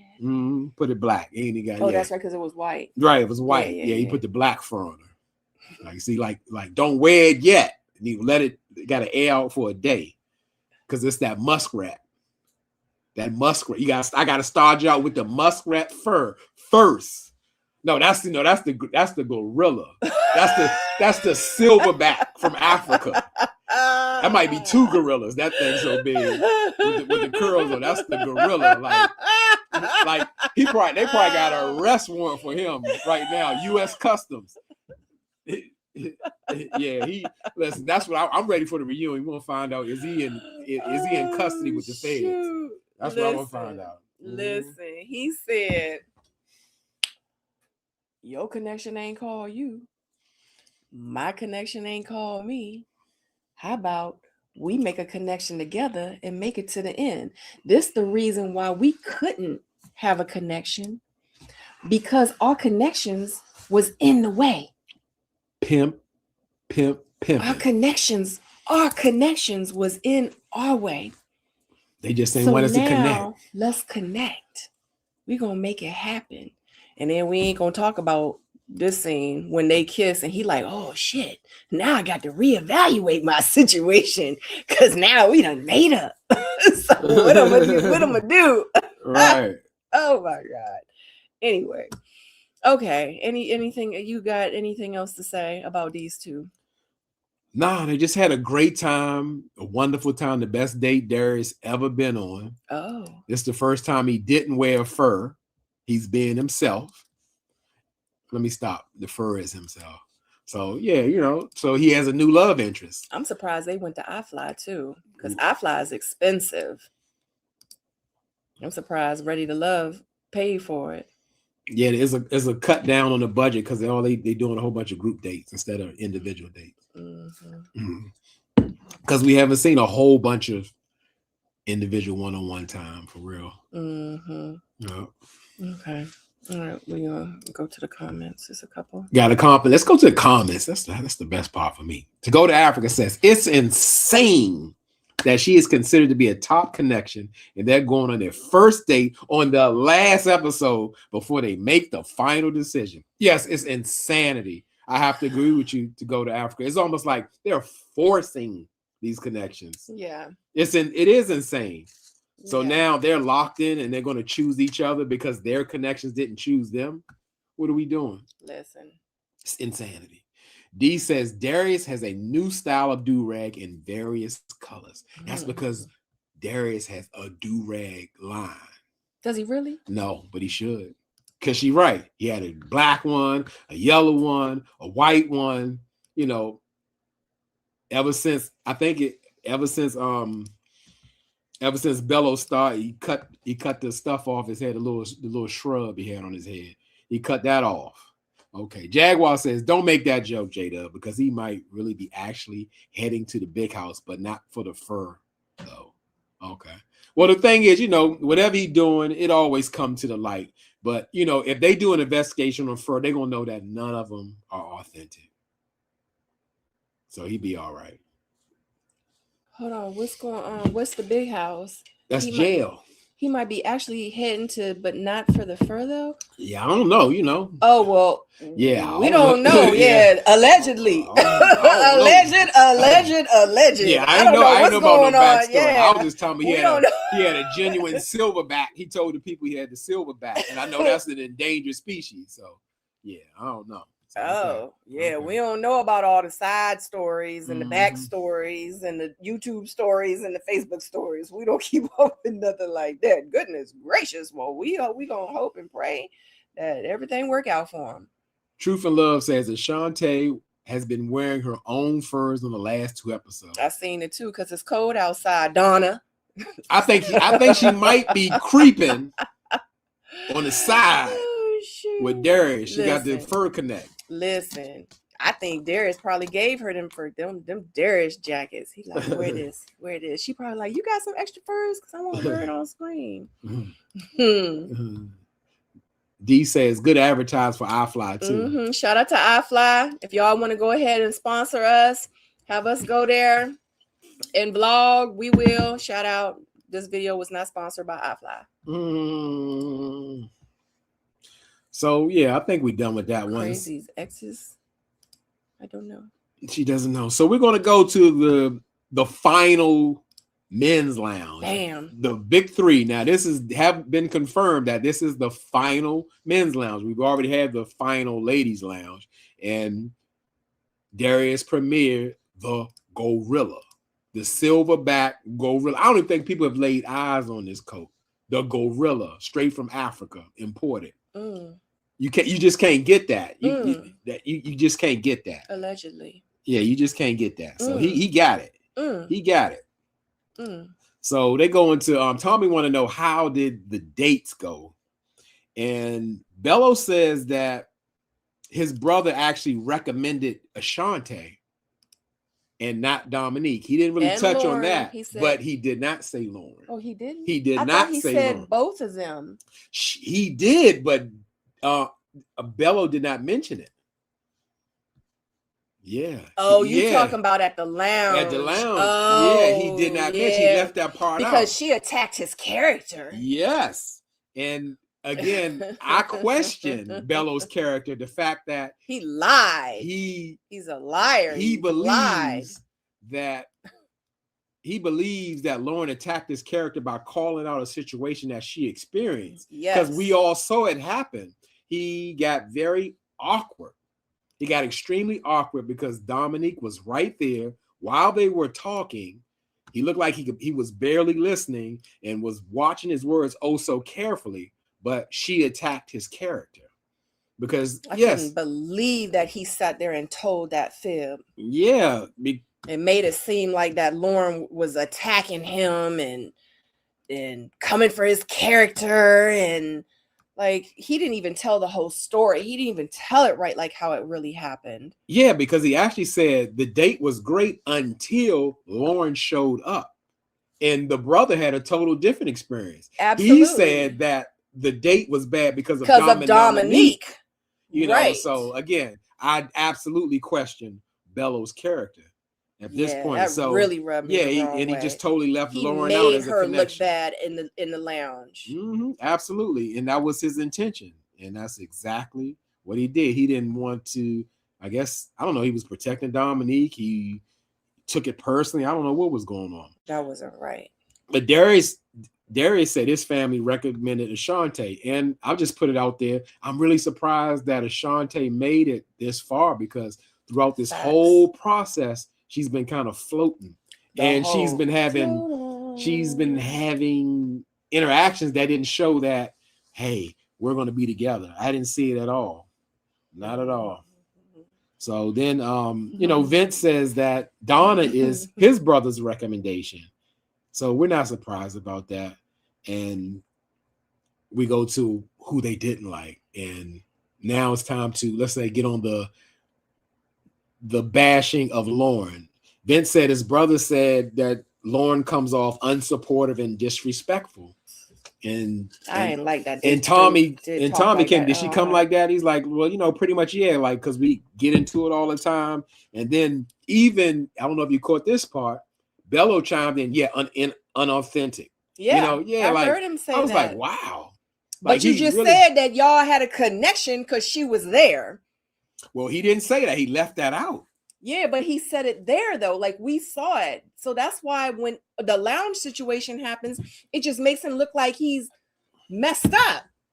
I want to say some bad things right now about him. He is. Like, that's not right. That was so messed up that they threw her under the bus like that. Yeah, that was crazy. Like, you literally painted this picture about Lauren in the lounge, and none of that shit happened. Like, you do realize we're watching this on TV. We saw what happened, and that's not how it happened. Like, that's messed up. Yep. I don't like that, at all. Poor character. Very much so. Talking about what did he say? Inauthentic. Yeah, that's his ass. Mm-hmm. Sorry, y'all know I have sometimes. Okay, so here we go. We go with Darius. He's saying that he didn't really, I guess, click with Ashley because pretty much he exposed him in their argument when he felt like everything was supposed to be resolved. Apologies, but that is a thing. Sometimes people don't get over things quickly. An apology, even though you made the apology, so obviously she had some kind of ill feelings after that. And then we find out that Vince has been Ashley's crying shoulder. She's been telling Vince about how Darius is doing her, and Darius did not like that. And I agree with. I wouldn't like that either, especially finding out that way and knowing that you are talking to my girl, and she crying on your shoulder. Or more so, like this, my woman who got my car, got my fur. Yep. She telling you our business. Yep. Yeah, Darius do seem old school, so I could see how you had a problem with that. Yep. Facts. You want to or you finish your comment? Yeah. I was about to say because there's some comments. We always got time for the comments. Let's do it. And I thank y'all for continue to participate in these comments. I love it. And shout out to you guys. Thank you so much for rocking with us. It's over 66 people here in the chat. Thank you. If you want to comment, absolutely, and we're gonna put them on the screen and we're gonna discuss it. And if you have not liked this video, please like the video. We would so greatly appreciate it. Okay, Tina King says, do you think Ashante will make decisions on the show to the end? The thing is, only thing I see, if we go into the end, I saw Ashley like talking to Darius, so I can't say that. I'm gonna say he's gonna have to choose one of them, and I believe, I don't know insider tips. I think he's gonna choose Ashante and not Ashley. It's gonna be a problem. That's my prediction. See, I don't know nothing. See, I'm going. My view is pure and uncomplicated. Wowzers. So that's my thing. Okay. D says, I thought I heard Ashante say Darius loaned her fur to wear at the 70s event. I think I kind of remember that too. I forgot about that. Yeah, that is true. That is true. So, like they weren't dating in front of us, but some kind of connections, because I guess you got a spare fur, and that's the man to go to. So I get it. Yeah. And maybe Lauren had one too from him. Yep. Natural Bell says Darius is unserious as one little hiccup with Ashley. He's already shopping for a backup like Ashante on clearance. Zero shame. Zero patience. Straight clown behavior. Oh, yeah. Some people don't have the patience to be in a long-lasting relationship. Like, you can't make no mistakes, or because if you act like you understood where she came from, because that was offensive to be like, oh, you ain't cooking and cleaning. A 40-year-old wouldn't say that. How would you compare? How anybody feel to be compared to somebody else? Right. A hypothetical person or a real person. That's not cool. B says Bello kept checking that wifey approved of his conversation with the side chick.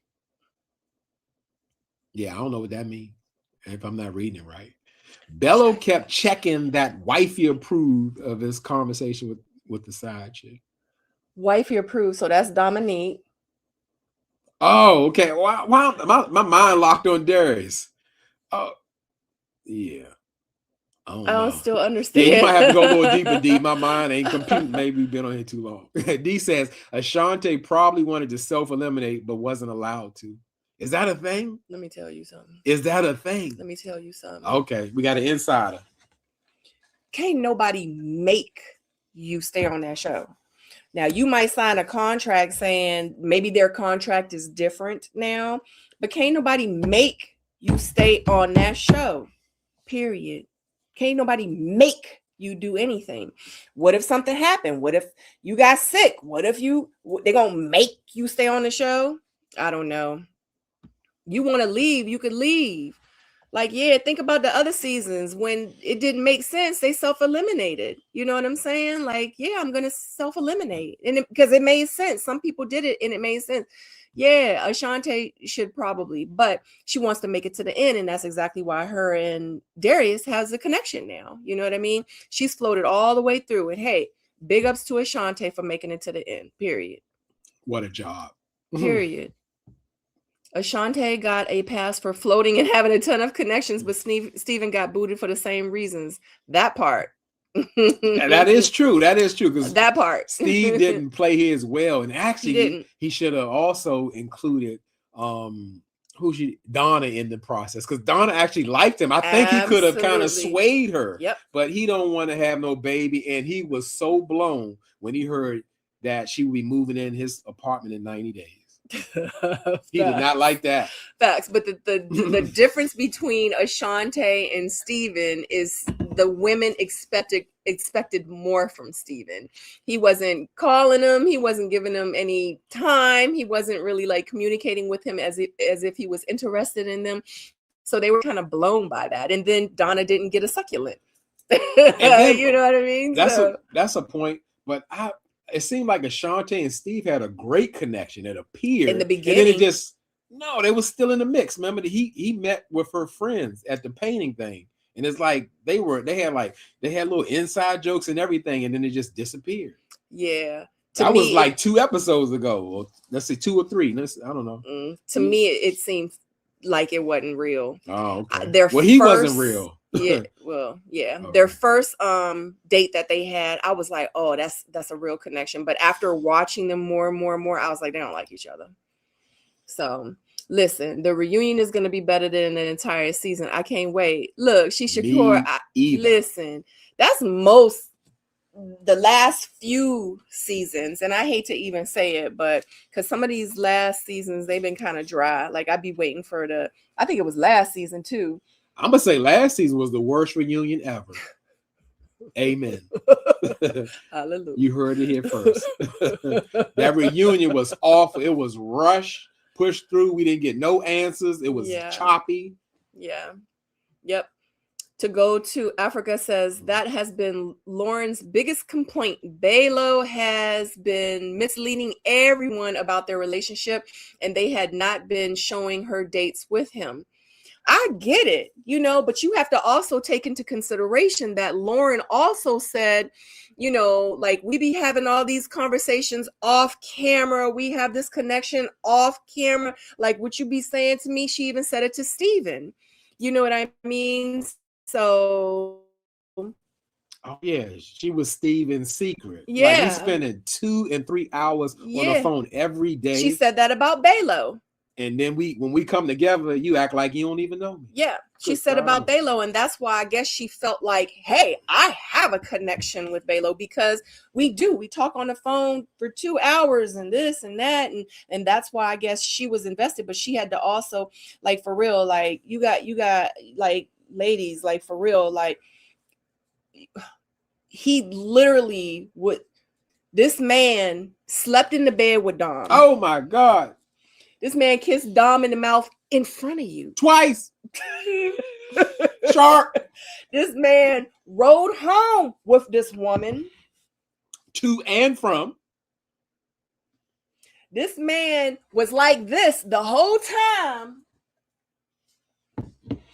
Y'all was talking in the kitchen.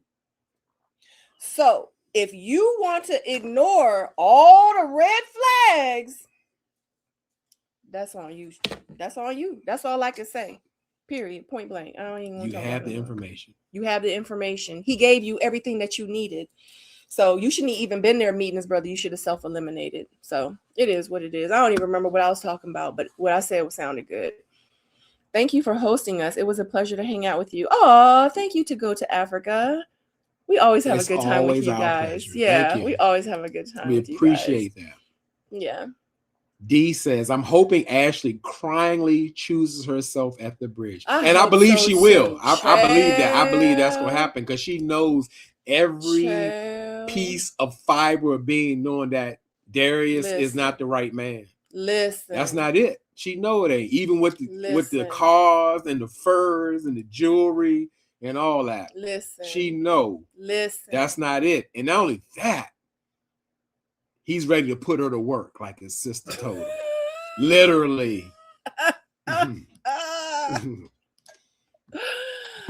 DJ says, I met at the resort when he kept looking over his shoulder. Lauren says she felt like the side chick. Yes. Oh, yeah. Yep. Absolutely. Yep. Absolutely. Yep. To his wifey. Yep. Exactly.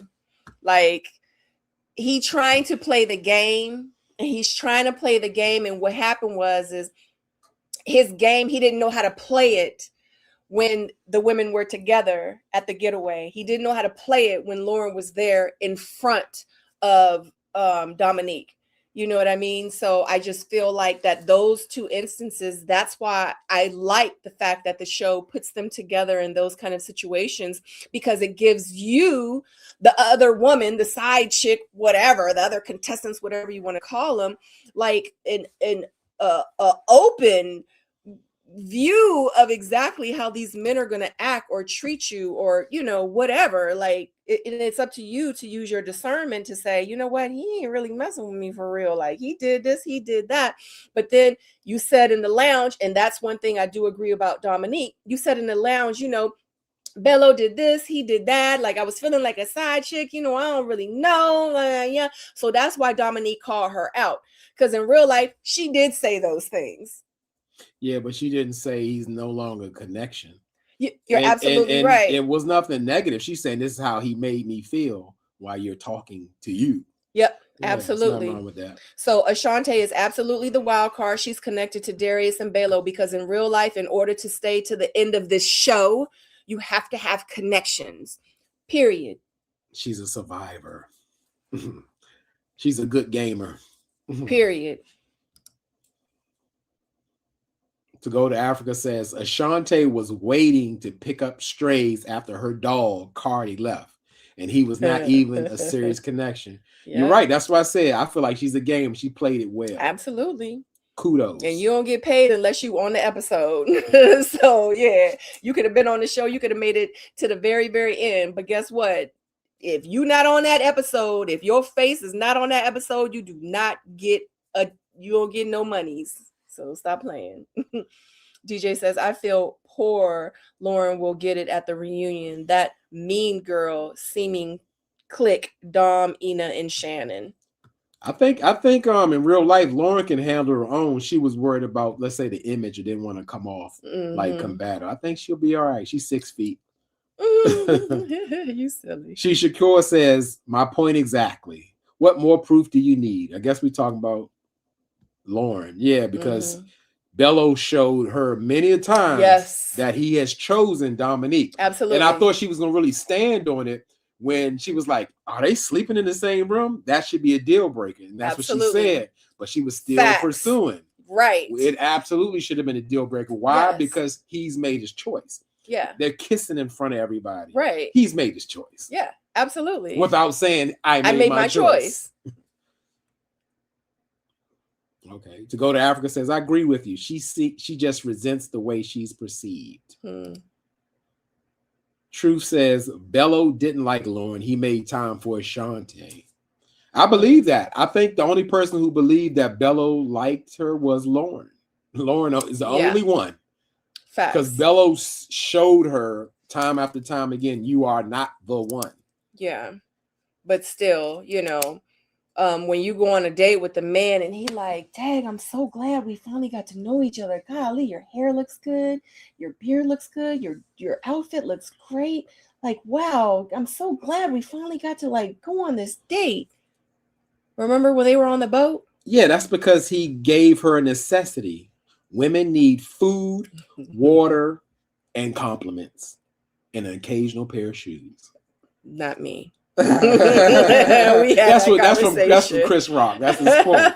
And yes, Bello, to me, it comes off, I'm not a woman, but it still comes off disingenuous when he said, oh, you really got it together. Look at your hair. Look at your nails. Look at your something. Yeah, that was goes a lot. For that? Who goes for that? That was because he didn't have anything else to say but those things. Look at your like, oh God, like he could have really been like, you know what? I'm so glad, like finally, like I've been, you know, thinking about you. Like I'm really glad, like we can finally connect because I really would like to have a connection with you. Like nothing of substance. You put it together. You be putting on for the city. Yay. Oh, that's the wrong city. Oh, what up, though? I'm in the West Coast. All right, let's talk about they go into the lounge, they go on their dates. So Bello ends up meeting with Lauren, and you want to get to the notes? Together. Lauren knows the deal. She comes in. She has that energy. She knows it's done. She's seen Grim Reaper. Yep, that's what he's dressed like, the Grim Reaper. He's leading her to her execution. And she knows it. And Bello looks at her, holding her hand. Listen. And says, Lauren, you are not ready to love. You need it. Boom. You know, and she's human. But she was like, that hand, when you went back to the next scene, the hand was gone. Her hand disappeared. She's like, that's a joke. That's a joke. Yeah, you thought she was about to cry. She wasn't about to cry. She was pissed. That was the part. She was hurt. She was hurt. Pissed. She was hurt. That's a joke. Are we done here? Yeah, she wasn't feeling it. I mean, I don't know. She kept it. She held on, but she knew. She finally got it for herself. You are not ready to love. And she finally realized that these men were misleading, disingenuine, all of that. And in that very moment, in her head, she probably was like, I knew I should have self-eliminated. She should have. Lauren, you are not ready to love. And you know what he said? Bello said, because I think that you are not ready to love. He said that. He said, Well, you did say that they allow them to choose sometimes. Yeah, but in this instance, I don't think that this was the case. Yeah, for some reason, she didn't want to hear it from him, but I think that's who it should have come from, because in real life, that was her. Well, maybe she could have got it from Vince. Yeah. Facts. Yeah, he might have cussed her out and then told her she wasn't ready to love. You know, so maybe it was better for Bello to do it. Okay, so we're gonna go with that. They pick right. They pick right. Yeah, Vince would have cussed her out. I said, bitch. Excuse me, y'all. I'm sorry. I said you're not ready to love. This is a Chappelle show. You too tall. What kind of? Oh my God. So Darius, he's with Ashley. Let's go to Darius and Ashley. Shoot. And you know, Darius makes a point that he has not heard from Ashley in 2 days because he's had that connection's been lost. But unfortunately, you know, because you can see Darius has some ill feelings about the way she showed up to his family. He has a problem with that. But even so more, Ashley felt like she should have called him out. So she did. But he says, you know what? We tried to work some things out and everything, but you're still ready to love. Oh, I know. I can watch my words. And she said, I can work on my patience. And guess what? They back together again with a couple of kisses. Just like that. I wonder what Ashante thinks of that. Because I'm sure he already promised her a fur and a car rental. Listen. So that was the end of the episode. The Grim Reaper. You are dressed like the Grim Reaper that you are. Let's hit the comments. It's only one. It's only one. Let's hit the comment. To Go to Africa says, the ego can cause some people to self-sabotage. She wanted to win the battle against Dom more than she wanted Bello. If she wanted to win the battle against Dom, she would have self-eliminated. But that means she gave Bello to Dom if she self-eliminated. That's not winning the battle. Dom gets the man. She gonna get him anyway. She wanted to fight for true love. She fought for death. Okay. Yeah. Well, she got what she got then. Yeah, absolutely. Because in real life, she should have self-eliminated. She knew. She said it. He already made his choice. Like, what are you still doing there? She overstayed about 3 episodes. Yeah, I wish she would have self-eliminated. Golly, it just hurt me to my heart. She got paid though. She did, and that's all that matters. And she shouldn't have been that upset. She shouldn't have been that upset. I remember when I was about to get eliminated, I was like, I'm gonna go here. I'm gonna drink this champagne. I'm gonna eat this good food, and that's just what it is. I get eliminated. I get eliminated. I don't even care.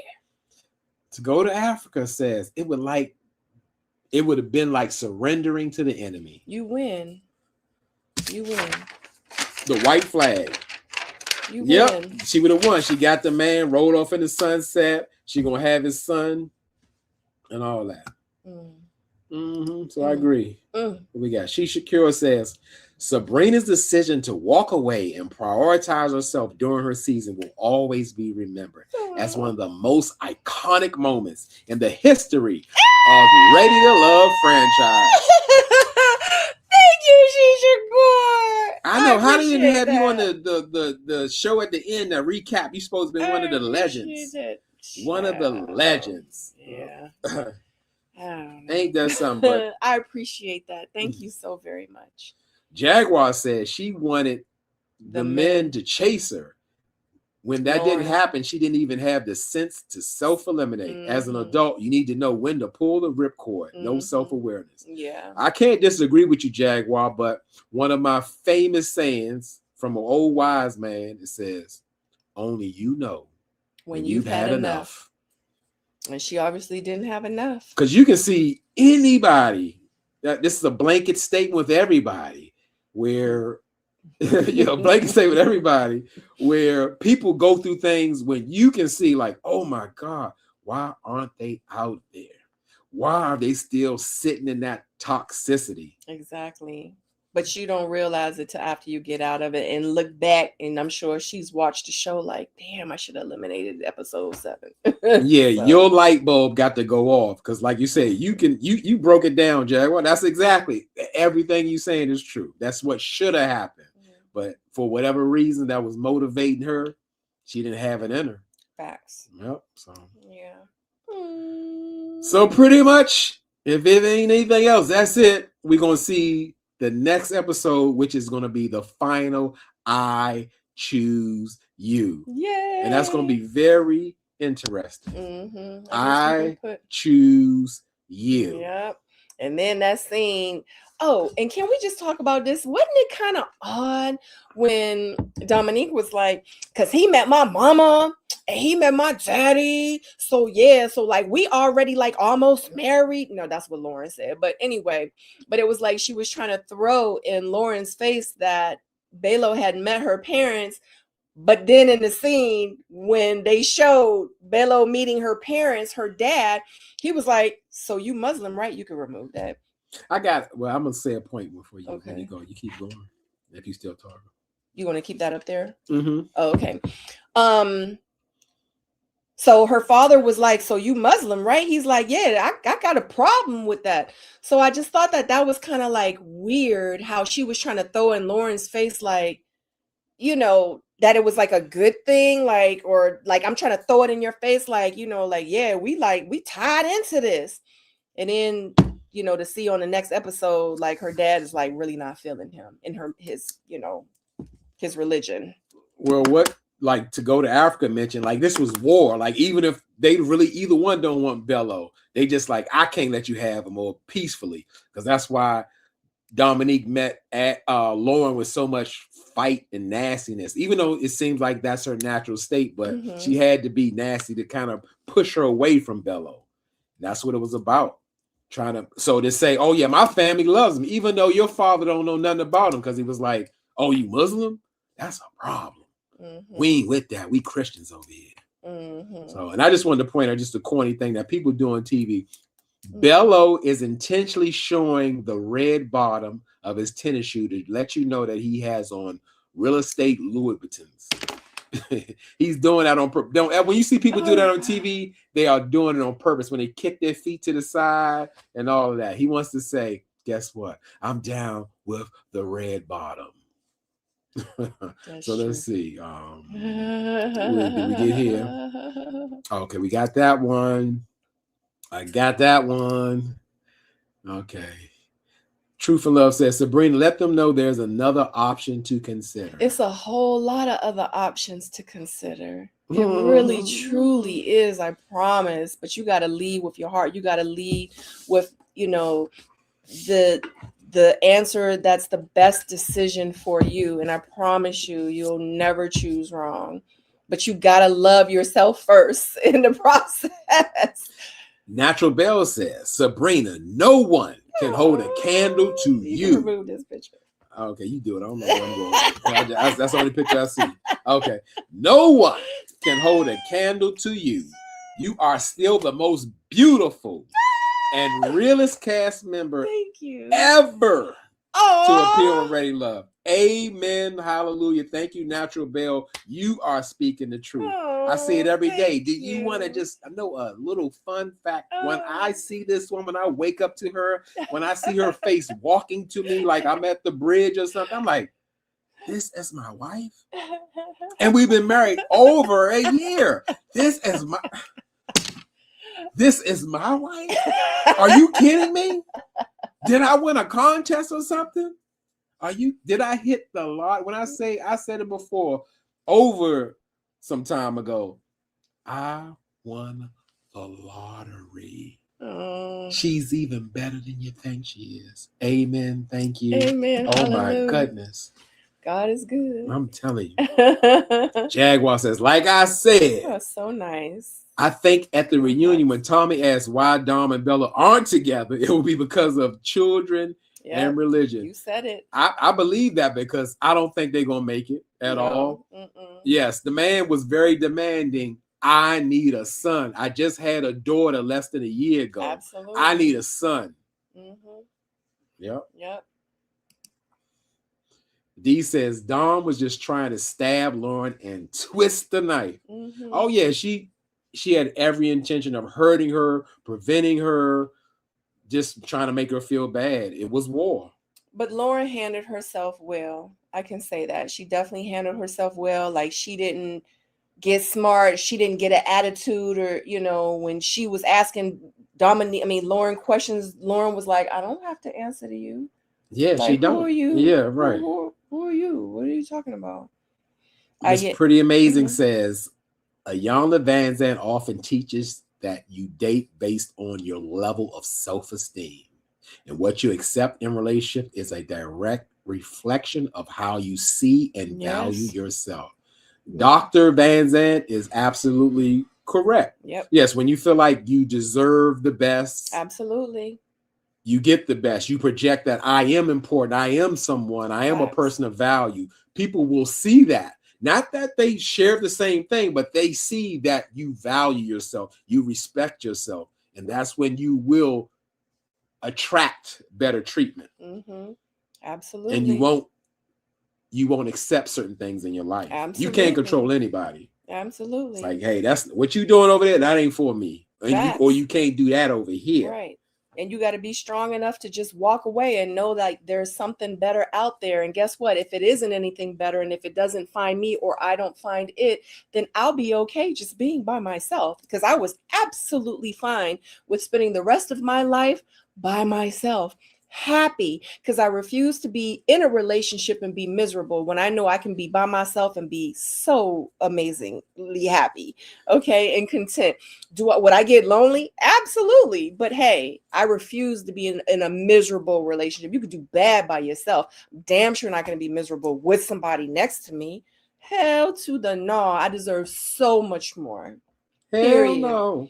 To the no. To go to Africa says, I still remember the night you told Sabrina you were interested in having a relationship with her, and an expression on her face. Listen, it had to be said. It had to be written. Whatever happened from then on between, it had to come together. It was like pieces. It was like a... So the good, bad, ugly, growth, whatever, it got us here. And timing was everything with us. Like situations had to stop and end, and other situations had to switch and change. And like, oh my God, like it was a time. It was a time. Because I remember I was like, don't come at me with no stuff. I don't know. If you ain't right, if you ain't serious, you was long distance. I was like, hell, what? No, I told him, I said, well, you all right and everything. I said, but you can do what you want to do. You could try to date me, whatever. But yeah, like we gonna, like you could do whatever and we gonna see. But I ain't trying to just be with you, just you. I don't know. Like I'm keeping my options open. I'm just letting you know. Like my options are still open. If you trying to have that number one spot, you need to come correct. Yeah, and then I got a lot of questions, and it took them like 4 months, I think, 3 months. You don't know how many months, but this is what I'm gonna say, and I took all that and all that, I sure did, and all that, and I was like, hey, you're right. You don't know anything. You only hear what I'm saying. The only thing I ask of you is allow me the chance, and guess what? I'm gonna prove it to you. Till you know it for yourself. Mm-hmm. Forget what I'm saying, but don't forget what I'm saying. Just hear it and see if I'm lining up to that. Yep. That's all I said. I ain't here to, oh, you ain't this and you better not be. If you let me show you, you'll know for yourself. Because I didn't think he was serious for real. I was like, because our situation was a little different. So we talked about it in one of them past videos. If you go back almost 2 years ago, you'll see the video. It was a Q&A. Truth in Love says, right, Sabrina, the first thing is love and listen to yourself. Jay, you were ready to love. Yes, I was ready to love. I told you, I got the email inside that said, guess what? This is everything of worth risking, investing. All you got to do is just stay on the path. Yeah. It'll all work out and it'll be all worth it. Yeah. And it wasn't wrong. It was right. Yeah. Facts. It was good. It was worth it. As beautiful as you are. Sabrina, as beautiful as you are, I know you feel you got the prize too. Thank you. Yes, I absolutely did. She's focused on the beautiful part. Beautiful. Yes, like y'all don't understand. Like, let me tell you something. I don't know. Like I've said it many times before. I was like, this is what I want in a man. This is what I do not want in my man. Like this is what. If I pray to God, like if you could send me a husband, this is what I want. period, point blank. This time I didn't leave stuff out. This time I was like, this is what I don't want. Like, you have to be specific in your manifestation. You have to be specific when you're talking to the universe. You have to be so specific that you have to make sure that you add the colors to the red and the blues and the yellows make green, whatever. Like, this is what I want. These are the colors I want you to use. This is how I want you to make my husband up. You have to be specific in what you ask God, the universe, Allah, Buddha, or whoever that you pray to. And that's exactly what I did. And when I prayed, and then when Jay came into my life, I didn't realize that he was what I was praying for, because, you know, there's still a vetting process I go through, you know what I'm saying? But after I realized, like, wait a minute, he's everything. Everything. I could go down the list, guys. I'm telling you. Everything. Like, y'all don't understand. Like, I remember when I first started talking, people be like, she always talk about what she want her man to do for her and what he need to do for her and say to her and how he needed. She don't never talk about all the things she do for him. Like, yeah. Let me tell you, this man, anything that you could ever want. And I'm not going to talk so highly of my man, because y'all be trying to slide in the but anyway, he's my husband. Husband. That's on right. Paper, Say it. in real life. This is my husband. Say it. Don't This just say Jay. husband. Say husband. You wouldn't call me Jay. I'm your husband. It's my husband. I earned this title. Ooh, I went through the fire, the rain. We did, because the darkness. Yeah, because in the beginning it was rough. You know, a little bumpy. Yeah, I had to make sure. I was like, I ain't trying to be no rebound. I don't know your situation. I don't even know you. Like, I didn't even know this man. My name is J Dub. Like, he was in a group chat with 10 other people, and I was doing reviews, and I ain't know. And then, you know, once we started talking, that was just it. And I just know that, you know, I wanted a romantic man. I wanted a passionate man. I wanted a man that, you know, was a great communicator. I wanted a man that, you know, didn't mind getting his hands dirty with me in the garden and doing yard work. I know I wanted a man that, you know, was gonna, you know, when I say my back hurt or my feet hurt, I don't even have to ask him to give me a massage. He's just gonna automatically do it. I knew I wanted a man that was compassionate and was going to, you know, take care of me spiritually, mentally, emotionally, and was going to protect me. I wanted a protector. I knew that, you know, I wanted my husband to be handsome, and I knew I wanted my husband to be taller than me. Okay. I knew that I wanted, you know, my husband to speak well and to be able to get along with others, that wasn't violent, that wasn't have aggression, I mean, I could go on and on and on. You know what I mean? I was specific in what I wanted. And I asked the right questions. I didn't really tell him like that this is what I wanted in a man. I asked questions and I listened to what he told me, and I listened to how he answered. And that was really it. And watched. Yeah, and watched. And paid attention. Watched me demonstrate what I said I was about, and showed up that same man that I proclaimed to be. Yeah, facts. Amen. Yeah. You have to trust yourself, you know, but you gotta, and I love me so much. I promise to you, I love me so much that I refuse to settle for anything less than what I knew what I deserved. Period. No ifs, ands, and buts about it. So, and I waited. And I waited. And I made sure he was the right one. And then when he asked me to marry him, I was like, without a doubt. Amen. Thank you, God. Thank you, God, because I did not want to spend the rest of my life by myself in real life, you know? So, yeah. Jaguar says, just as important as knowing what you want is knowing what you don't want. Absolutely. Date with intention. That part. Time is the most valuable resource on the planet. I refuse to waste mine or let someone else waste it. Absolutely. Amen. That's real talk. You can get everything back. I done done it, got it back twice. But that time you'll never get it back. You cannot allow people to waste your time and to play in your face. Amen. You cannot.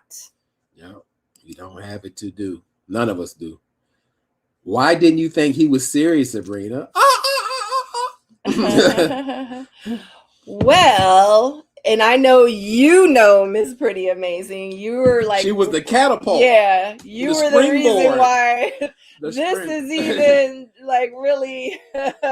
She was a basketball player. She threw the alley-oop up. If y'all weren't here in the beginning, so Miss Pretty Amazing, we've never even met Miss Pretty Amazing, but she was in the comments and she pretty much was like, "Go J-Dub, like shoot your shot." But I didn't think he was serious. And like I said, we do have a whole video up, which is a Q&A, because it was, and I'm gonna keep it 100. And I'm always honest with you guys, but there was, in the beginning when and how we kind of started, it was a lot of confusion. And I didn't think he was serious because he was just kind of coming out of a situation. And I didn't know if I should take him serious. You know what I mean? I was like, I'm not trying to go down like no bumpy roads. I'm not trying to deal with no drama. I ain't trying to deal with none of that crap. So it was really hard for me to determine if I should take him serious. So I was like, look, I don't have a problem with talking to you on the phone. I don't have a problem with getting to know you, but I just need to know that, it ain't going to be no BS that's going to come along with this. And it was,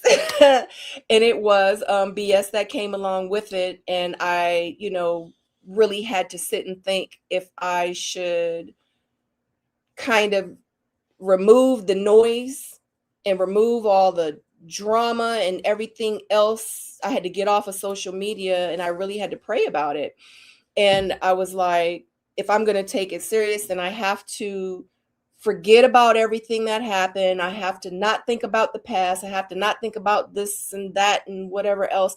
If I'm going to be serious about this man and getting to know him, then I'm going to give him the opportunity to do that. And that's what I did.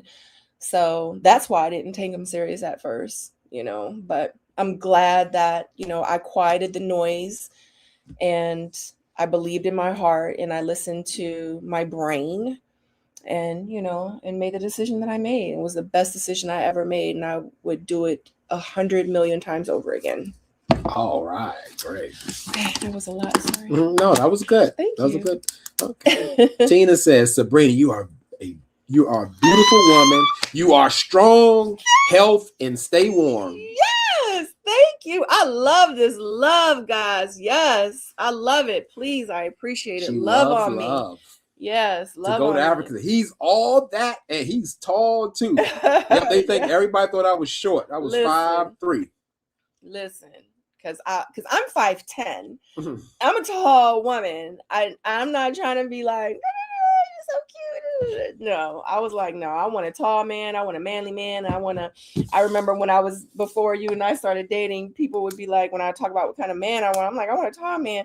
They would be like, Sabrina's body shaming. I'm like, what the hell is wrong with you people? Because I say that I prefer to deal with someone taller than me. I don't want to deal with anybody shorter than me. I'm body shaming, you crazy mofos. Don't want no short man. But that's the key word you said. Prefer. That's a preference. Yeah. A lot of people have preferences. Most people have preferences. Like they used to attack me for stuff. I used to be like, man, social media is crazy. Sometimes you just gotta log the F off. Log off.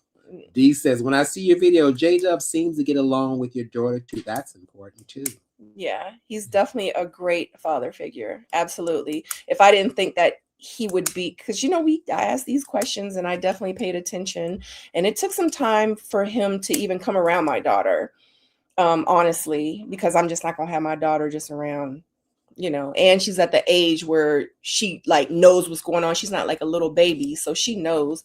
So I knew that I wouldn't allow my daughter to be around any other man unless I knew that like I was going to be serious, about this man. So yeah, we get along well. I'm glad you guys worked out. Me too. Me too. It was written. Y'all are a lovely couple. Thanks, Annette. Thank you. Yeah. You guys look good together. Thank you, guys. We're so much alike, too, guys. I wish y'all could be here with us like all day and all night. We know you can't, but Yeah, so much so. I mean, in the beginning, we had so many similarities. I've stopped speaking on it. I was like, because I didn't want to make her think like it was not like I'm agreeing, like I'm so agreeable, like, oh, we're so alike. I mean, from the littlest things, like this is the only kind of vitamin water I drink. I'm like, same vitamin water. Me too. And I mean, we talk from little things to big things. We're very, similar. very aligned, very similar. Yeah. Like the same person, but in different sexes, male and female. We're very. Oh my God. Even Zadora said some time ago, she said, y'all have a lot in common. And my response was, you don't even know the half of it. Yeah. And that's because real. We're very private. Like, even though we share like some of our lives on social media and we might, put up vlogs or whatever, but in real life, we're so private. And it's a lot of things that you guys, like, she doesn't. We keep a lot of stuff just with he and I. So yeah, but oh my God, the similarities is crazy. This is definitely the male version of me. Compatibility is extremely important. I know people say opposites attract. Mm-hmm. Like you gotta. Sometimes that's the truth. Yeah, sometimes. Yeah, sometimes. But in this situation, oh my God. Oh God, type incorrect. You all are great couples. What I was trying to say. Amen. Yeah, we got it. Thank you. Miss Pretty Amazing might have to start a matchmaking channel. Well, she was a success, and we would be the first. Yep, and we would come on your show. Yep, and tell her that hey, she was the catapult, the reason it all started. It was meant to happen. Yeah. I enjoy watching your posts of your travels and adventures. Thank you. More to come. Yeah.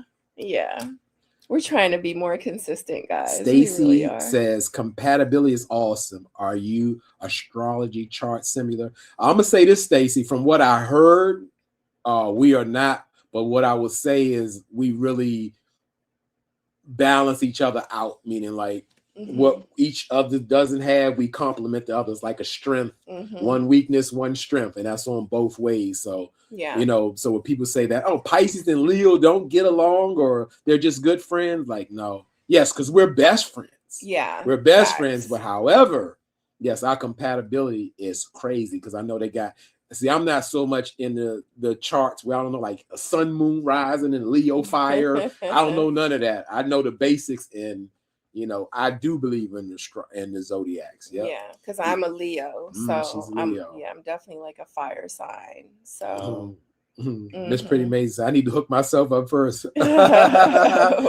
Oh, it's coming. It's coming. Absolutely. Because it's your time. You got the right mindset. You seeing what you don't want and knowing and believing yourself that you deserve something just like your name, Miss Pretty Amazing. You're going to get it. Yes. That's the start of it. Yep.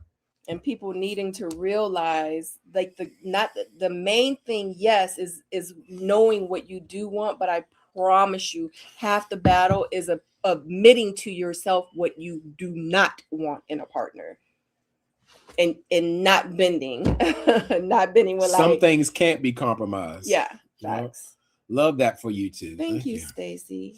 True says they were taking the height thing personal. You knew what made you feel safe. Yeah, they did. I don't care. Like, y'all know, the ones that know me. I really do. Like, y'all don't even understand. I really do not care what people think about me, what they say about me. I have lived all my life like having people talk about me and judge me, and so honestly, this is once you come to a space in your life where you are so spiritually connected with like the universe and with yourself and with God and like everything around you, the trees, the birds, nature, like energies, none of that other noise matters. Like, I promise you, I really need to maybe do a video and have like some of you come into my world. Like, it's such a beautiful place to be in. You eat differently, you breathe differently, you think differently, you move differently. Everything is just so energetic and magnetic, and it's like a ball of amazing positive energy that you can't get anywhere else but within you. Like I don't want to get too deep because I'm gonna lose some. That's another video. That's another video. Yeah, that means you need to take some time to do that because it's somebody that you're going to reach. Yeah. To go to Africa, say J-Dub is hilarious. I'm still laughing him imitate Habibi from Ready to Love. He laughing. Yeah, I'm telling you. He does. We do. We keep each other laughing. He says I'm funny. She is funny. she just realized that I'm really funny. I know I'm funny, but I didn't know she was funny. She is hilarious. Yeah. And guess what? Why she's so funny? She didn't even try to be funny.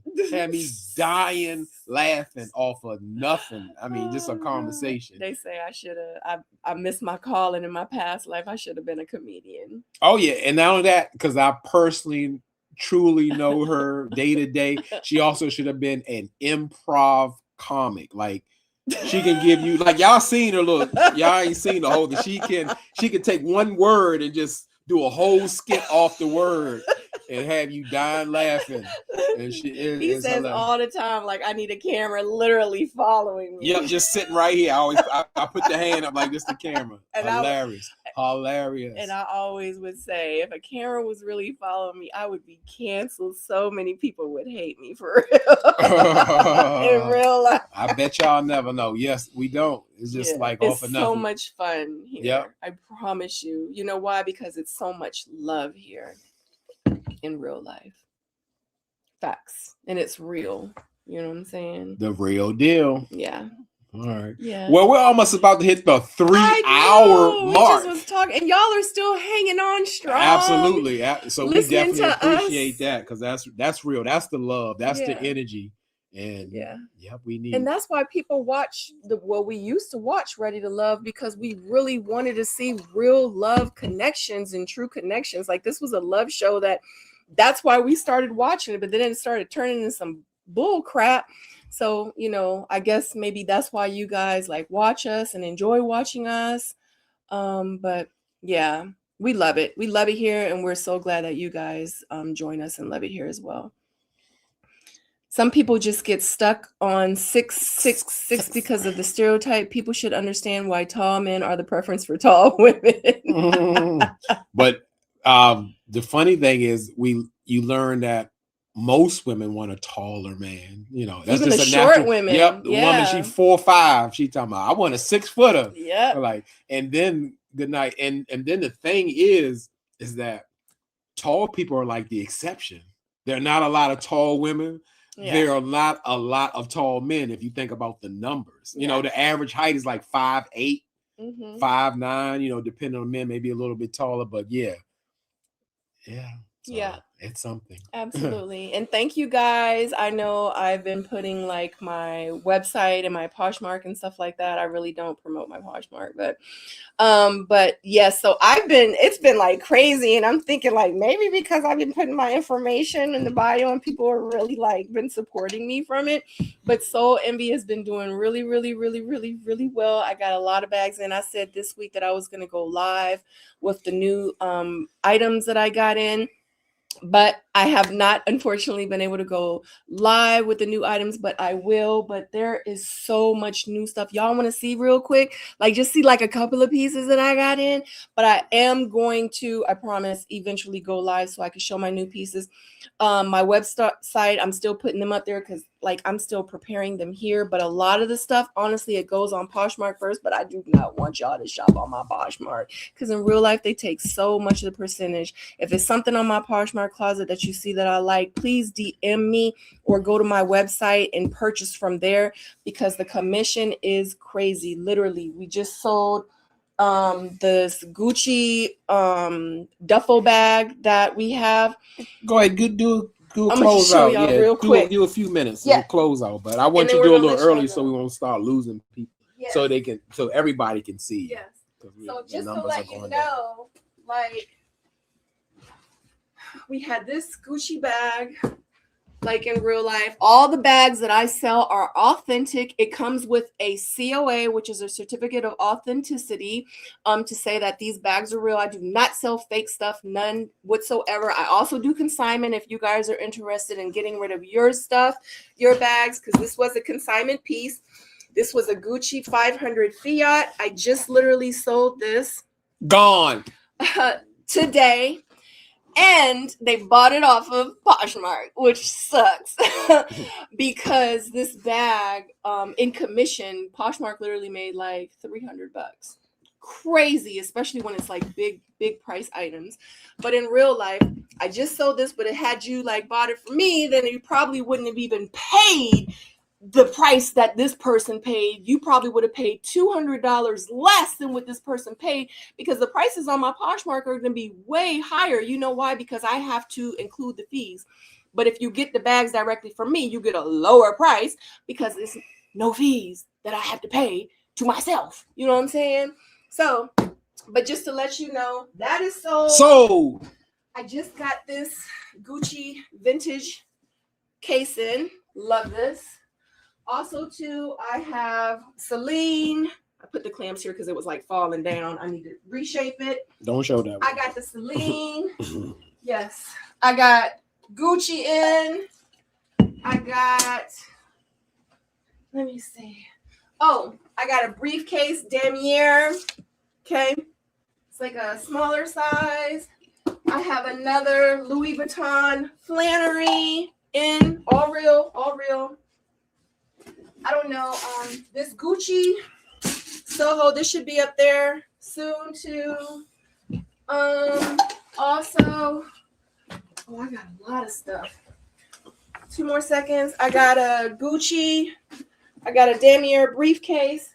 So I have a whole bunch of, oh, and I got one more thing. It's a whole lot, guys. This is Louis Vuitton too. Okay. So I got a lot of stuff. I can't even go through everything that I have in. Oh, and I have a Alvaro Martini. I don't know if you guys know Alvaro, but this is very expensive as well. Luxury designer. I think it's Italian. But oh, and let me show you. And look, I don't know if I'm going to sell this. Look, guys. Oh, look at that. Isn't that cool? I don't know if I'm going to sell this. This MCM. It's still got the wrapping. The wrapping is still on the handle. Oh, look at this. My God. Anyway, let me stop. Okay. Yeah, and oh, my side is open. And then if you want the umbrella, you can get the duffel bag too. Like, yeah. Travels. Like in real life. I do this in real life. So, okay, we're back. Okay, that was it. That was it. Yes. Well, like I said, we're closing in on the 3-hour mark, a record live. Thank you so much for everybody participating. We lost about 15 to 20 people. We still got comments, but guess what? I told you, we got comments. We're still going. If it goes over 3 hours, who's counting? Who's counting? My first night with you, I really enjoyed the recap and camaraderie. Have a wonderful night. Thank you, so Truth. much, We appreciate it Yes. and all your comments and participation. Yes. That's it. Yep. That's it. Okay. Yep. All right. And please like the video. Make sure you subscribe. Also down in the comments section, you can follow us on Sabrina and J Dub, because I think if you guys are watching me on Miss Sabrina Soul, we're not gonna be doing, as soon as you guys go over there, we're not gonna be doing the reviews on this channel. Got some stuff in the works, but when that happens, then no, we're not gonna be on Miss Sabrina Soul. You're gonna have to go over to Sabrina and J Dub. But anyway, love you guys. Have a great week. We will see you next week for the last episode of Ready to Love, episode 12, and then we're gonna have to wait Good night. whole nother 6 months, 1 year.